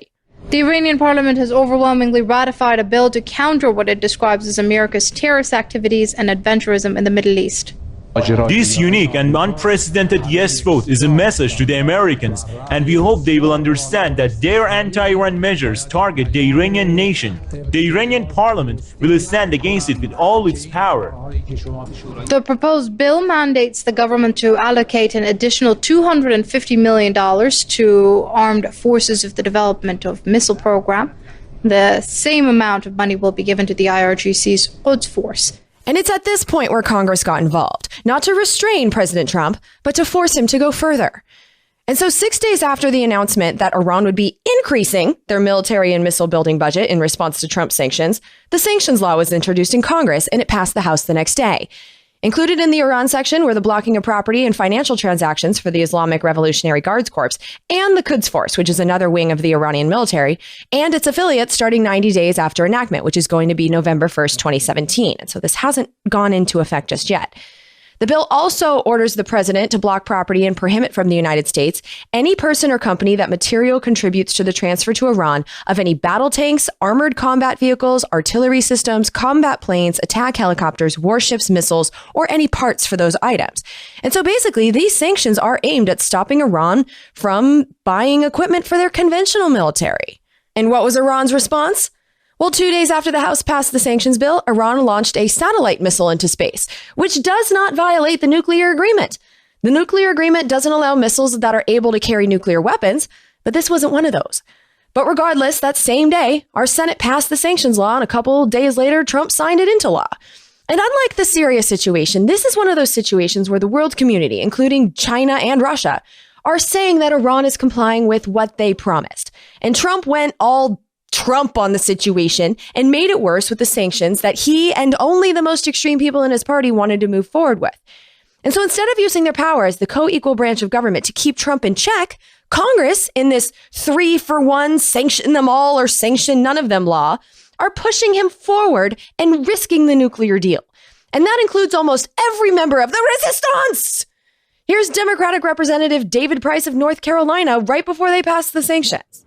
As the United States continues to monitor the JCPOA and Iran's behavior, it's important that Congress continue to refrain from actions that would violate the deal, threaten the deal, or impose careless sanctions that, under the guise of being tough on Iran, would make the United States less safe. This legislation meets that test, and I urge its adoption. They knew the risk, but there was really no debate on whether or not this law meets that test or on the possible repercussions. The Iran section took third place in the less than 1 hour long debate behind Russia and North Korea, almost like the entire Iran section was a dingleberry. And Iran never agreed to not have a military. And so blocking their ability to get military basics like tanks and helicopters, it does seem to maybe violate our end of the deal, at least in spirit, considering that our end of the deal was removal of sanctions. And it would be one thing to block Iran's ability to buy weapons if we were not involved with arming anyone in their neighborhood. But the Obama administration allowed over $100 billion worth of weapons to be sold to Saudi Arabia during his time as president, and we give Israel billions of dollars for weapons every year. We're not neutral over there. And like you heard, the United Nations did not approve of these new sanctions during their emergency meeting. The world order is with us on North Korea, but that's it. They're not supporting our sanctions on Russia or Iran. And the result of this bill becoming law was that just a few days ago, the Iranian lawmakers voted overwhelmingly, again, to increase their budget for a missile program to $260 million and to $300 million for foreign operations. So like their operations in Iraq and Syria. The Iranian bill also aims to impose sanctions on the Trump administration and all CIA personnel, although I don't know how they would enforce such a thing. And then also, as was predicted in the House debate and by anyone who bothered to think about this for more than a few minutes, Iran is threatening to pull out of the nuclear agreement and kickstart their nuclear weapons program again. So, total backfire. So in one bill, Congress declared economic warfare on Russia, which was the main topic on the House floor by Democrats singing the bill's praises. Also on North Korea, which is the only country on the list actually threatening us. And on Iran, in a move that legitimizes Trump's belligerence, and in a move that I don't think was really thought through, because it sure as hell was not debated. This was a bill, a law, that did international diplomacy the same way that Comcast does cable. You either take the whole package or you get none of it. It's a dreadful way to make such huge decisions. Decisions that affect every country on Earth because of our current role as the military muscle enforcing economic laws upon the entire world. But the big picture here is that while we're encouraged to fight with each other over our skin color and our gender and our sexual orientation and all things that we can't really control but make us different from one another, as day after day the media makes those things the national conversation, the masters of the universe in both parties are getting together and passing laws that declare economic warfare on countries around the world and calmly discussing how to continue their quest to get every country on Earth to submit to their demands. And I know it's hard because we have to search for this information and force our way into a conversation that they don't want us to be a part of. But we have to start having the same conversations that they're having, starting with how committed are we, as in you and I, to maintaining their world order. When we look at ourselves from that perspective, do we like what we see? Do we want to keep working so hard and so much and spending hundreds of billions of dollars every year as an American society and sending that money to go towards militarily defending and expanding their system that we're not allowed to have any role in creating? Do we want to devote so much of our money and our kids' lives to a system that is designed for a small group of people who seem to be creating a system that really only benefits themselves? Because take this little anecdote from Condoleezza Rice at the Aspen Institute last week. But the confidence piece of it, I'm really concerned about, because I think what we really are seeing is a split between those who are moving easily and capably in this global elite and those who aren't. If I teach a course at Stanford in the business school, I'll have a student with roughly the following characteristic. Born in Chile, went to college in Oxford, did their first job in Shanghai. Now they're in graduate school at Stanford and their next job's going to be in Dubai, and they move easily around the world. And in fact, most people never move more than 25 miles from where they were born. And we're getting a split. We're getting a split between the aspirations and the fears and the prospects of people who are moving easily in this globalized environment and those who are being left behind. Who are these college students that are bopping around the world like that? Because it's not anyone I know. They're building a world that makes that kind of life possible for them and their kids, while we pay the banks for 30 years for college degrees and still can't afford our rent. It's a beautiful system that creates beautiful lives for those in the club. I'm talking about the real owners now. The real owners, the big wealthy business interests that control things and make all the important decisions. Forget the politicians. The politicians are put there to give you the idea that you have freedom of choice. You don't. You have no choice. You have owners. They own you. They own everything. They own all the important land. They own and control the corporations. They've long since bought and paid for the Senate, the Congress, the state houses, the city halls. They got the judges in their back pockets. And they own all the big media companies, so they control just about all of the news and information you get to hear. They got you by the balls. They spend billions of dollars every year lobbying to get what they want. Well, we know what they want. They want more for themselves and less for everybody else. But I'll tell you what they don't want. They don't want a population of citizens capable of critical thinking. They don't want well-informed, well-educated people capable of critical thinking. They're not interested in that. That doesn't help them. That's against their interest. That's right. They don't want people who are smart enough to sit around the kitchen table and figure out how badly they're getting f***ed by a system that threw them overboard 30 years ago. They don't want that. You know what they want? They want obedient workers. Obedient workers. People who are just smart enough to run the machines and do the paperwork and just dumb enough to passively accept all these increasingly shittier jobs with the lower pay, the longer hours, the reduced benefits, the end of overtime, and the vanishing pension that disappears the minute you go to collect it. And now they're coming for your Social Security money. They want your fucking retirement money. They want it back so they can give it to their criminal friends on Wall Street. And you know something? They'll get it. They'll get it all from you sooner or later because they own this fucking place. It's a big club, and you ain't in it. You and I are not in the big club. Oh, George Carlin, how I miss him. But he's right. You're not in their club. You pay for it, you fight for it, you sure work for it. But the masters of the universe, this system is theirs. All those things that Carlin listed, lower pay for workers, reduced benefits, vanishing pensions, those are IMF demands. When countries are bribed with loans they desperately need, those are exactly the types of painful reforms that are demanded.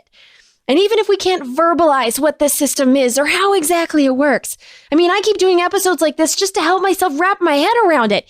But even if the picture is fuzzier than a Monet, we can all feel it. We know we're getting f***ed. And what's happening right now is their world order that they've designed to benefit them, that they've given us no role in creating, it's finally being challenged. And they know it. It is being challenged by Russia because Russia, unfortunately, doesn't really have a foot in the economic side and therefore uses its military power for its respect. But it's also being challenged by the four horsemen of the apocalypse: populism, nativism, isolationism, and protectionism. And they tend to run together. And so one of the questions that we ought to be asking is not just the challenge to the liberal order from transnational terrorism or cyber warfare or from big powers like Russia and China, but how do we deal with the fact that it does seem that there are those who believe that they were left behind by the global order and they're fighting back. They found people who will give them an answer as to why they didn't succeed.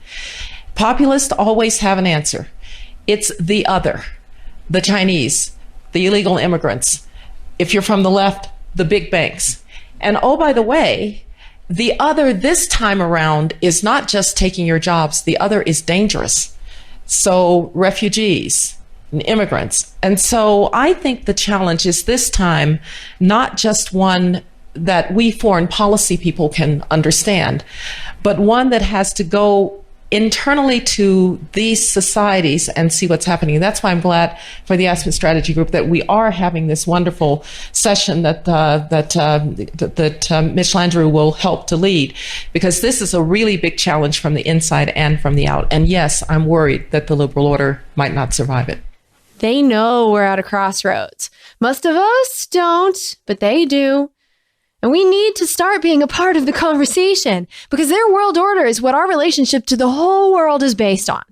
We're ramping up economic warfare on Russia because Russia is challenging their world order authority.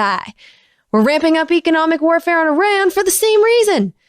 And North Korea, well, North Korea is bonkers, but we can't just leave North Korea alone to be bonkers on their little island over there because we don't allow countries to just exist outside the system.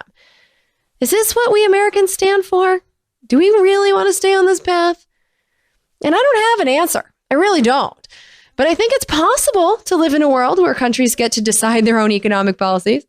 I think that if we're going to have a global economic system, making it democratic would be cool. And I think it makes sense that people in other parts of the world would resent a country of 350 million people dictating the leadership and laws of the other 7 billion people.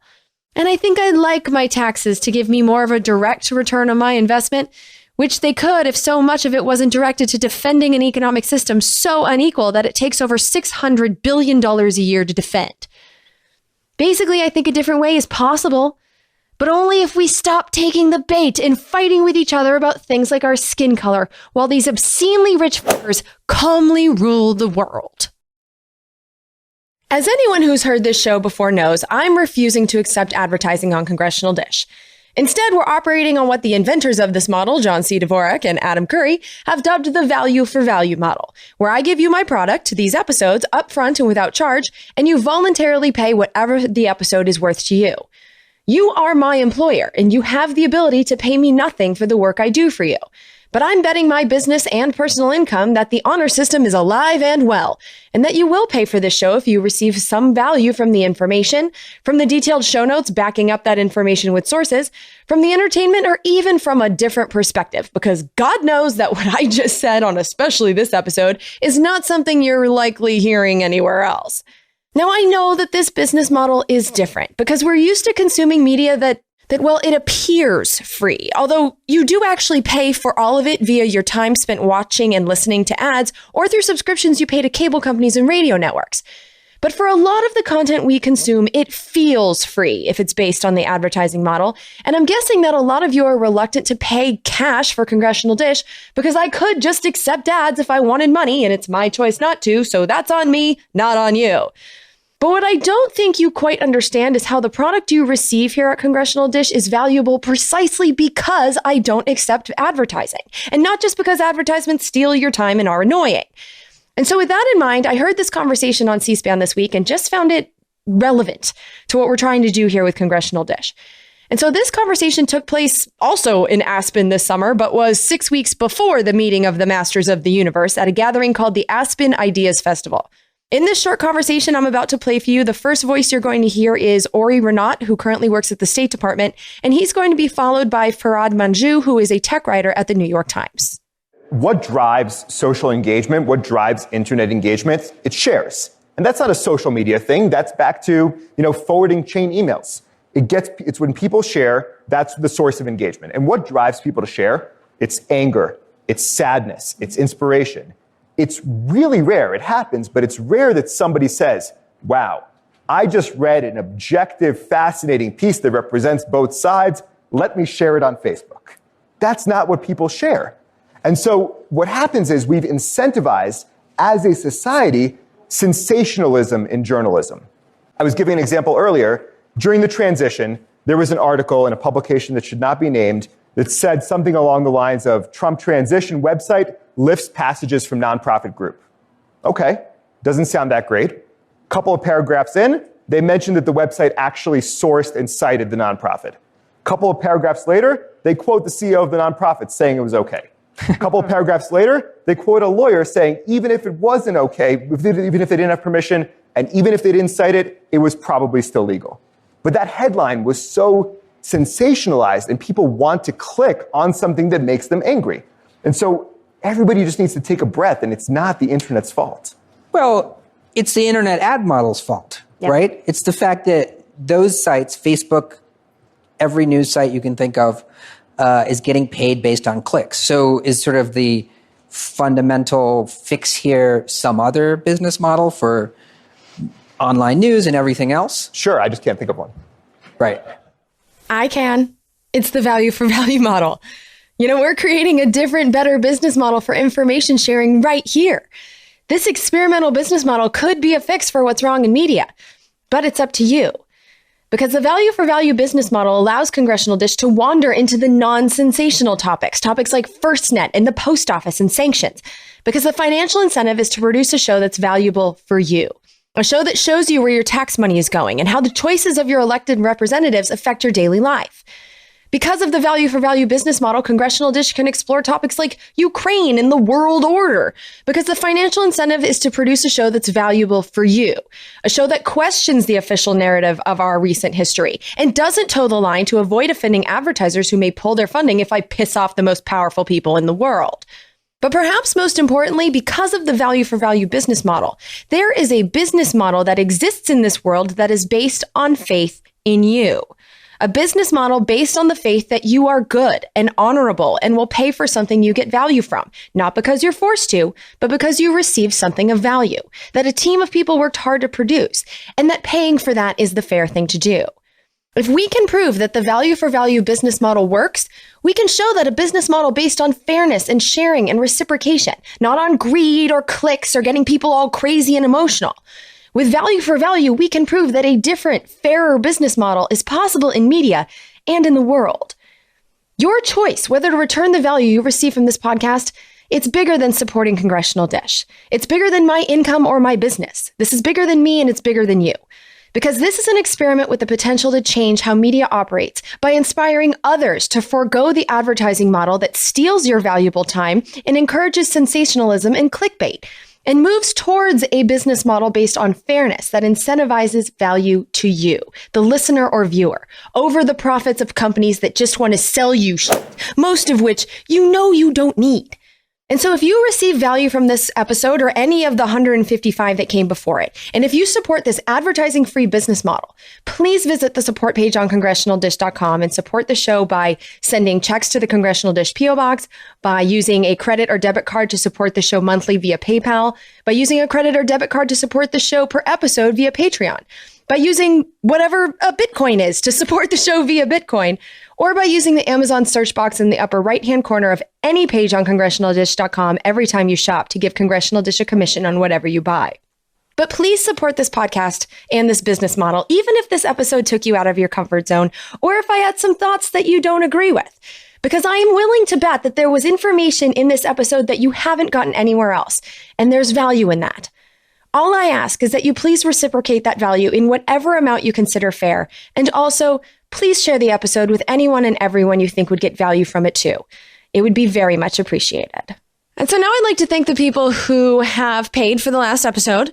And as always, I'd like to thank the current subscribers. You don't get thanked by name on every single show, but you get thanked by me in my head when I read your names as they come through in my email and as I see your names on the checks. I mean, I appreciate every single one of you. So thank you, subscribers. And once again, you are carrying the show because this is going to be a very short list. This is actually the shortest list we've had in about as long as I can remember. So, and you know, someone said to me in the last episode, and this has kind of stuck with me, that one of his concerns is that I sound depressed about the funding all the time. And it's not a depression thing. I think what some of you failed to understand, those of you who weren't listening to the show back when it started in 2012 and 2013, when I started this, I was a waitress. To a large extent, I still feel like a waitress. And, you know, I did it on and off for 13 years and it's my backup job and it's gotten me through so much. And so I still identify as a waitress. And when I look at the money that comes in, I liken it to tips, you know? So it's like,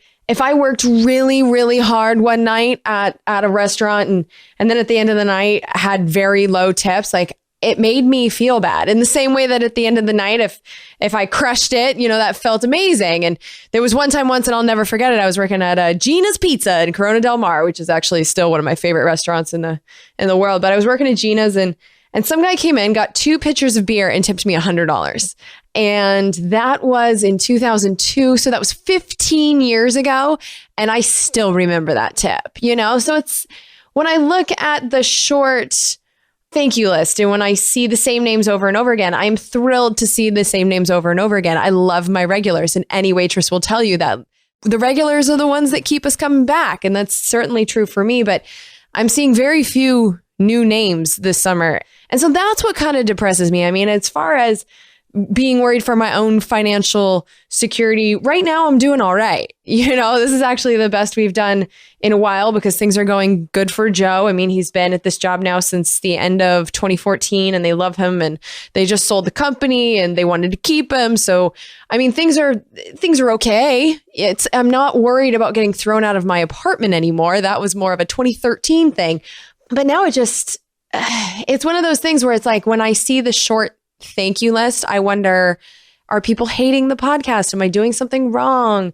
It's the same feeling that I get when I work hard waiting tables and I get tipped in pennies. That's the same feeling. So that's what that comes from. That's where the disappointment comes from. And I'm not going to lie, I'm feeling a little disappointed for the past few episodes. And it is what it is. But the people that contributed, it makes your contribution that much more important because the page isn't blank, So first up, I would like to thank Stephen McMahon. Now, he is a regular subscriber. He doesn't subscribe through his bank, but he sends $110 checks every month, and he's consistent in it. So he does count as a subscriber, but he did leave a note this time that I found. Oh, and he also signed up for $5 on Patreon. So he subscribes in a couple different ways. But yeah, Stephen, I always look forward to his notes. And he sent one where he said, Jen finished Congressional Dish 154 with everyone looking the other way. Zing!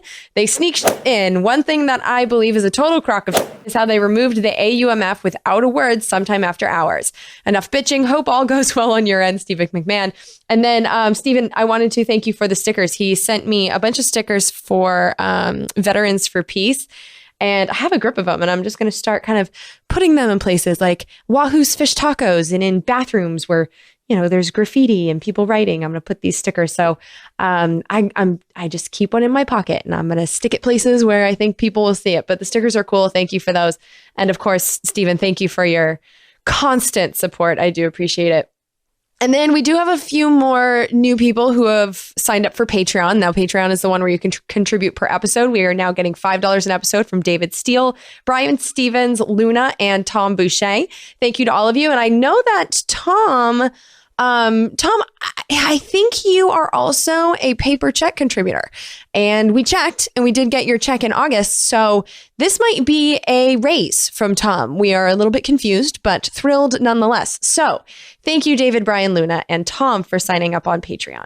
And we're getting really close to $1,100 on Patreon. We've been flat on Patreon for a very long time.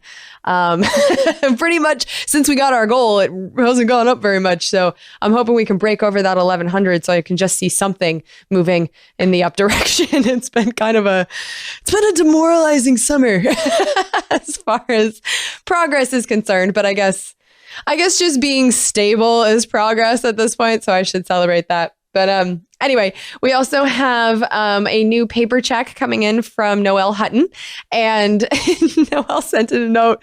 She said, "Hi, Jen. I thought I would let you know I've changed my payment method from PayPal to bill pay with my new bank.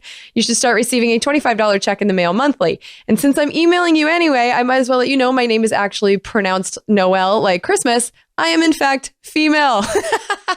And the reason that cracks me up is that Noelle has been supporting this podcast for a very long time, and I've been calling her Noel, assuming that she's a dude. So I apologize for that.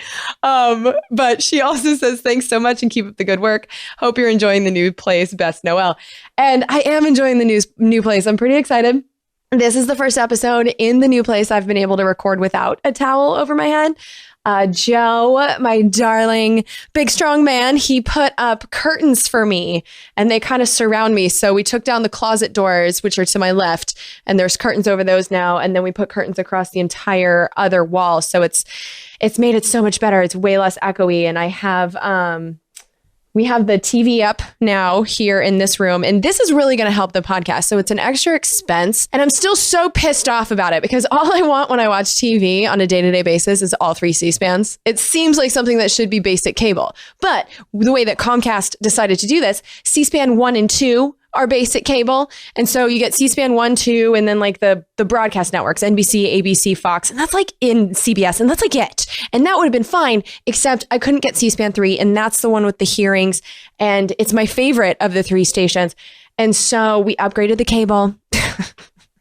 Costs an extra $30 a month to have C-SPAN 3 because of the way that Comcast, has their stupid packages. But I do have it.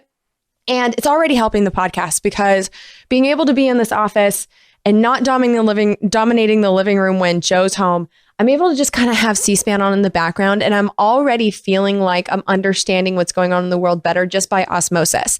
And what's so cool about C-SPAN, I know I am totally going to nerd out here and just like sing my praises to C-SPAN. But what I love about it is that it's raw. you know? So anytime there's something like the State of the Union or anything going on in Congress that gets covered nationally, I always watch it on C-SPAN because there's no pundit giving me his fucking opinion. I hate that.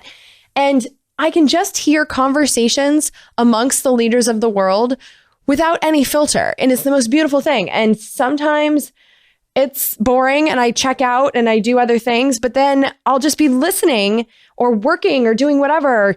And I hear just something that catches my attention. And that's how I end up knowing more. I mean, this whole, that conversation that I highlighted for you with Condoleezza Rice and Susan Rice and, you know, the members of the W. Bush and the Obama administration thing, that was one of those where I was sorting receipts and then I just heard like Condoleezza Rice speak. I was like, oh, what is this? And next thing you know, I'm listening to the leaders of the world explain the world order and going, holy shit, this is totally relevant to this episode.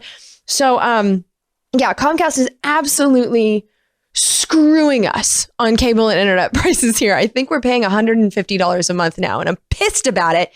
But at the same time, it is helping the podcast. It is nice to have a room I can go into so that I'm not forcing Joe to watch C-SPAN all the time.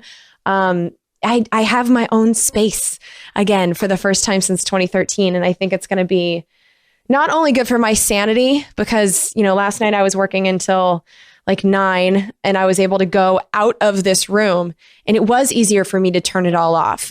So I was able to hang out with Joe and it did feel like, okay, work day's done because I wasn't staring at my computer and yeah, I paddleboarded for the first time last week and that was fun. I went, so right off of the coast here, it got a little bit choppy, but then I found a marina. It's not too far from here where it's perfectly flat no matter what the wind is like. So if I can just make it over there, then I can kind of piddle around and take an easy paddle. But there's some gorgeous boats over there. And then I found, oh, this was weird. There was a bunch of people in the middle of that marina doing paddleboard yoga, which I guess is a thing. And all of their boards were attached to what looked like buoys. And I don't know if they owned those buoys or if those buoys are always there. Like, I don't know. But there was a bunch of people with their feet up in the air on paddleboards. And I don't know if I'm going to join that fiesta because that's just a little too hippy dippy for me. But I imagine it's an amazing workout. And there's clearly a paddleboarding community here that I'm intrigued by. So, yeah, long story short, I do like the new place. And I'm excited to be here. So, yeah, although my expenses have gone up. So there is a little bit of financial worry, but not nearly like it was a couple of years ago. So thank you very much for continuing to support the podcast, Noelle. We are also now getting $10 from Stephanie Adsit of Seattle, Washington. And there you go. That's it for our new subscribers. But thank you very much, Stephanie and Noelle and David, Brian, Luna, and Tom. And I can thank you all by name twice because, well... not a very long list. And then we have some one-time contributions I would like to thank people for. One is from Robert Busk, who contributed $100. So you won the week. And this is actually his third time contributing. He sent in a note too. He said, I forgot to send one last podcast. Sorry, you always get my name right. Sweet. Listening to all the old ones. So more back pay is coming. The fired episode broke my heart, by the way. Glad you're in a better place. You know, so am I. And so when I have weeks and yeah, I mean, really, I didn't know how bad the financial situation was for the last episode until this week. So when I say weeks like this, it has just been this week. But I do think back to that time in 2013 when there was $25 coming into the podcast and Joe got fired and then we had to sell everything. And well, we didn't sell everything right away, but we had to put everything in storage, and then we moved across the country to the vacation house. Actually, it was supposed to be a retirement house, but his parents sold it. But we moved into his parents' house, and he worked on the golf course, and I worked in the restaurant, and it was just such a crazy time. And it was all done so that we could keep this podcast going. So as I stand here in my office, financially stable for really the first time in my life, it does feel better. And it helps me get through weeks like this where it's like just a couple years ago, the end of 2013, we were at that spot where Joe got fired and it was either I end the podcast or we take some drastic measures to keep it going. So just remembering that spot it's good for me because we have come a long way, not just me, but this entire community. And I have a team now and I might as well thank you guys right now too. Daryl and Karen of Pro Podcast Solutions, and Mike. Mike, thank you. I know that you actually edit this show and you do a great job. And Jess Hershey. I just found out that Jess, the person who does the thank yous, she listens to the show. I did not know that. Just found that out. So thank you, Jess. I am so happy to know that you listen to this stuff too. My sister, who is doing the show notes, Lauren, is doing an amazing job. Thank you, Lauren. My dad, who is the business manager, he's been doing this since the very beginning. Of course, Joe, the husband, because I could not afford to do this for the last 5 years without him. He's really been bankrolling the whole thing. And all of the subscribers, I mean, we're in a better place. We're in a better place. Would love to see some new names on this list for the next episode. But overall, I am happy and it's fine. And I am, as you can hear, I'm trying really hard not to panic by the consistently lower funding over the past couple of months. I don't know what it is. The numbers are not much lower download wise. I don't know if people are just turning off anything news related because it's so disgusting and it's the middle of summer. I don't know what's going on. I don't know what's going on. I feel like the episodes have been good. I've gotten a lot of good feedback. I don't know what's going on. So I don't know what's going on. Oh, Jesus. Okay. We also got a $10 bonus check from Adrian Robles, who is a subscriber. And on his check, he said, let's fire them all, which, I'm down with that idea. But thank you for the bonus, Adrian. We also got a $10 bonus from Robert Perez, who is a regular contributor and sent in a note. He said, hi, Jen and crew. My condolences on your recent loss. Thank you very much. It's good you and yours are so close. It's so easy to drift apart. As I write, I've just listened to CD155 on FirstNet. Are the payment schemes cited or laid out in your show notes? No, I don't know what they are because we can't see the contract. Don't roll your eyes. I'm going to look. I didn't roll my eyes. But no, it's not there. If I could see the contract, I could tell you exactly how the payments were going to go. But we're not allowed to see the contract, and AT&T hasn't told us what they're going to charge the first responders or anything. We really don't know what's going to happen once AT&T takes over the system. There's more unknowns than knowns at this point. And back to his note, he said, if this goes down, does that mean AT&T will give me more than 1.5 megabytes per second? Geez, I hope so. And he says, I hope so. You can't blame it all on Vista OS. Not a serious inquiry. I expect the same service. I also appreciate your healthcare episodes. This should be covered better than largely it isn't in the standard issue news. Lauren Southern is concerned about illegal immigration, but doesn't seem to care about illegal bombing. I looked at my records and this month marks 2 years. Prosit. Also thanks to Pat Thurston, on whose show I first heard you as a guest. Yes, thank you, Pat. Did you ever wonder why the government borrows money at interest when they can make it themselves debt-free? Maybe the answer is in the Federal Reserve Act, maybe not. On a related note, have you done or gotten to the creature from Jekyll Island?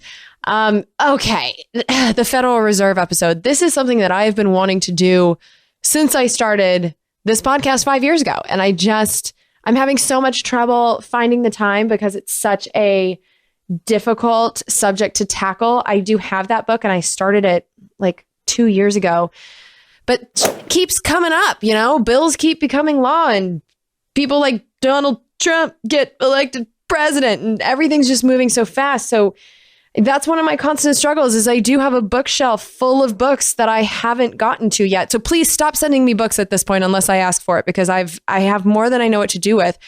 And I think I need to start at some point prioritizing special episodes because it's hard because I don't know everything. And that's why I'm doing this podcast. I want to make it something that I do on a day-to-day basis to learn more about our recent history, because I feel like so much of what I was taught in school was bullshit. So I have so much catching up to do, and yet time doesn't stop just because I don't understand the Federal Reserve or nuclear power, so many things that I feel like I need to fully understand to keep, talking about these things. So, no is the short answer. I haven't gotten to the Federal Reserve episode. I haven't finished that book. I can't remember the last time I finished a book because I'm constantly reading bills and shit. So I just don't. Yeah. I do want to get to it. I don't know when it's going to happen. I'm just taking this 1 week at a time. That's the honest to God truth. Someone asked me how I pick the subjects. I don't know. I don't have a list of subjects and when it's going to happen. It just really depends on what Congress does and what catches my interest. And yeah, it's still disorganized over here. I'm still inventing this job as I go. So yeah, someday I'll learn about the Federal Reserve, but today is not that day. Back to his note, Robert Perez admits that these were disorganized ramblings, and he says best to Robert Perez. Great to hear from you, Robert. We also got a $10 contribution from Matthew Mumau. This is his second contribution, so thank you, Matt. We also got a $5 check from Thomas Hall of Colorado Springs, Colorado. Thank you, Thomas. And then, of course, we got our $3 check from Carl Bud Johnson, who is a subscriber in his own way. He sends in physical checks all the time. And on his note this time, he said CD155. That was the first net episode. He said, sounds like 1970s. Grr, AT&T is yuck. Your friend, Bud. Thank you, Bud. And I don't really have anything against AT&T.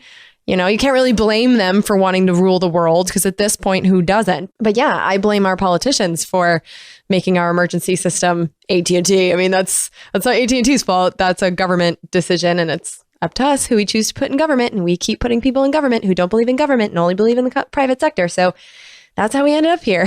You know, it all comes back to us and who we're voting for. And then last we got a $2 check from Michael Deckbach from Toledo, Ohio. And that's it for this episode. So I am thrilled that this podcast gets support, and I don't want to diminish the people that did contribute. And I thank you all very much. But I would like to see the contributions go in the up direction. That would be nice. It's been an interesting year. Lots of ups and downs, and I'm taking it personally, and I know that I shouldn't, but I am. That's just how I operate, I guess. So yeah, please visit the support page on congressionaldish.com. Oh, and I also added a few things that I need for the office to the Amazon wish list. One of those is a printer. My printer is officially kaput. Joe even took it apart, tried to put it back together. I mean, this thing is dead. So my printer is gone. So I need a new printer and ink. I also need some phone chargers because I keep losing them. I also need one for my car. And then I also need a travel charger. And so all of that is on the Amazon wish list. Yeah, but at this point, that's all I really have to tell you. Next up for me, I'm going to Podcast Movement. I leave right after this episode hits your phone. I'm going to Podcast Movement. I'm going to be down in LA and Orange County for a week and a half. And so for September, the episodes are going to come out on kind of the old schedule on the 2nd and 4th Sundays of September. So until then, I'm not really sure what I'm going to talk about. I have 2 ideas in mind, but at some point this year, I do think it's necessary to do a play-by-play just so it doesn't get lost in the memory hole of what went down in the Senate with the healthcare bill, because I kind of brushed over it. We all know that it failed, but I think we need to know what exactly they did and get it onto this podcast so we can refer to it forevermore, especially around election time next year, and just be like, this is what these people in Congress, the Republicans, I mean, it wasn't all of Congress, it was the Republicans, let's be honest. But the Republicans, for the first 7 months of this Congress, decided to try and repeal the Affordable Care Act in the most shameless process I've ever seen in my over 5 years of Congress watching. I've done 5 years of Congress reporting, Congress watching. It's been far longer. I've never seen anything like this. So I do want to document it just so we have it somewhere and just be like, remember what they did. So that's coming. I'm not sure exactly when. It could be the next episode. Don't know. But until you hear my voice in mid-September, thank you for supporting the podcast, and I will talk to you soon. Take care. Bye-bye. We're surrounded now by liars coming at us through our TV screens. We don't have a domestic spying program. They're content to fight in black and white despite the many in-betweens. We got a president who plays with the facts. And then he waves a flag to cover his tracks. As if a lie is alright, if the end will justify the means. Now we are so damn tired of being lied to. The polar ice caps aren't going away. We don't think we can deny it anymore. You can stick to your story if you think it lies. But we're not keeping quiet anymore. We are so damn tired of being lied to. do. Government jobs consume the profits of the private sector. We don't think we can deny it anymore. You can stick to your story if you think it flies. But we're not keeping quiet anymore. Now we're not keeping quiet. These bills represent common sense, bipartisan solutions that actually solve problems.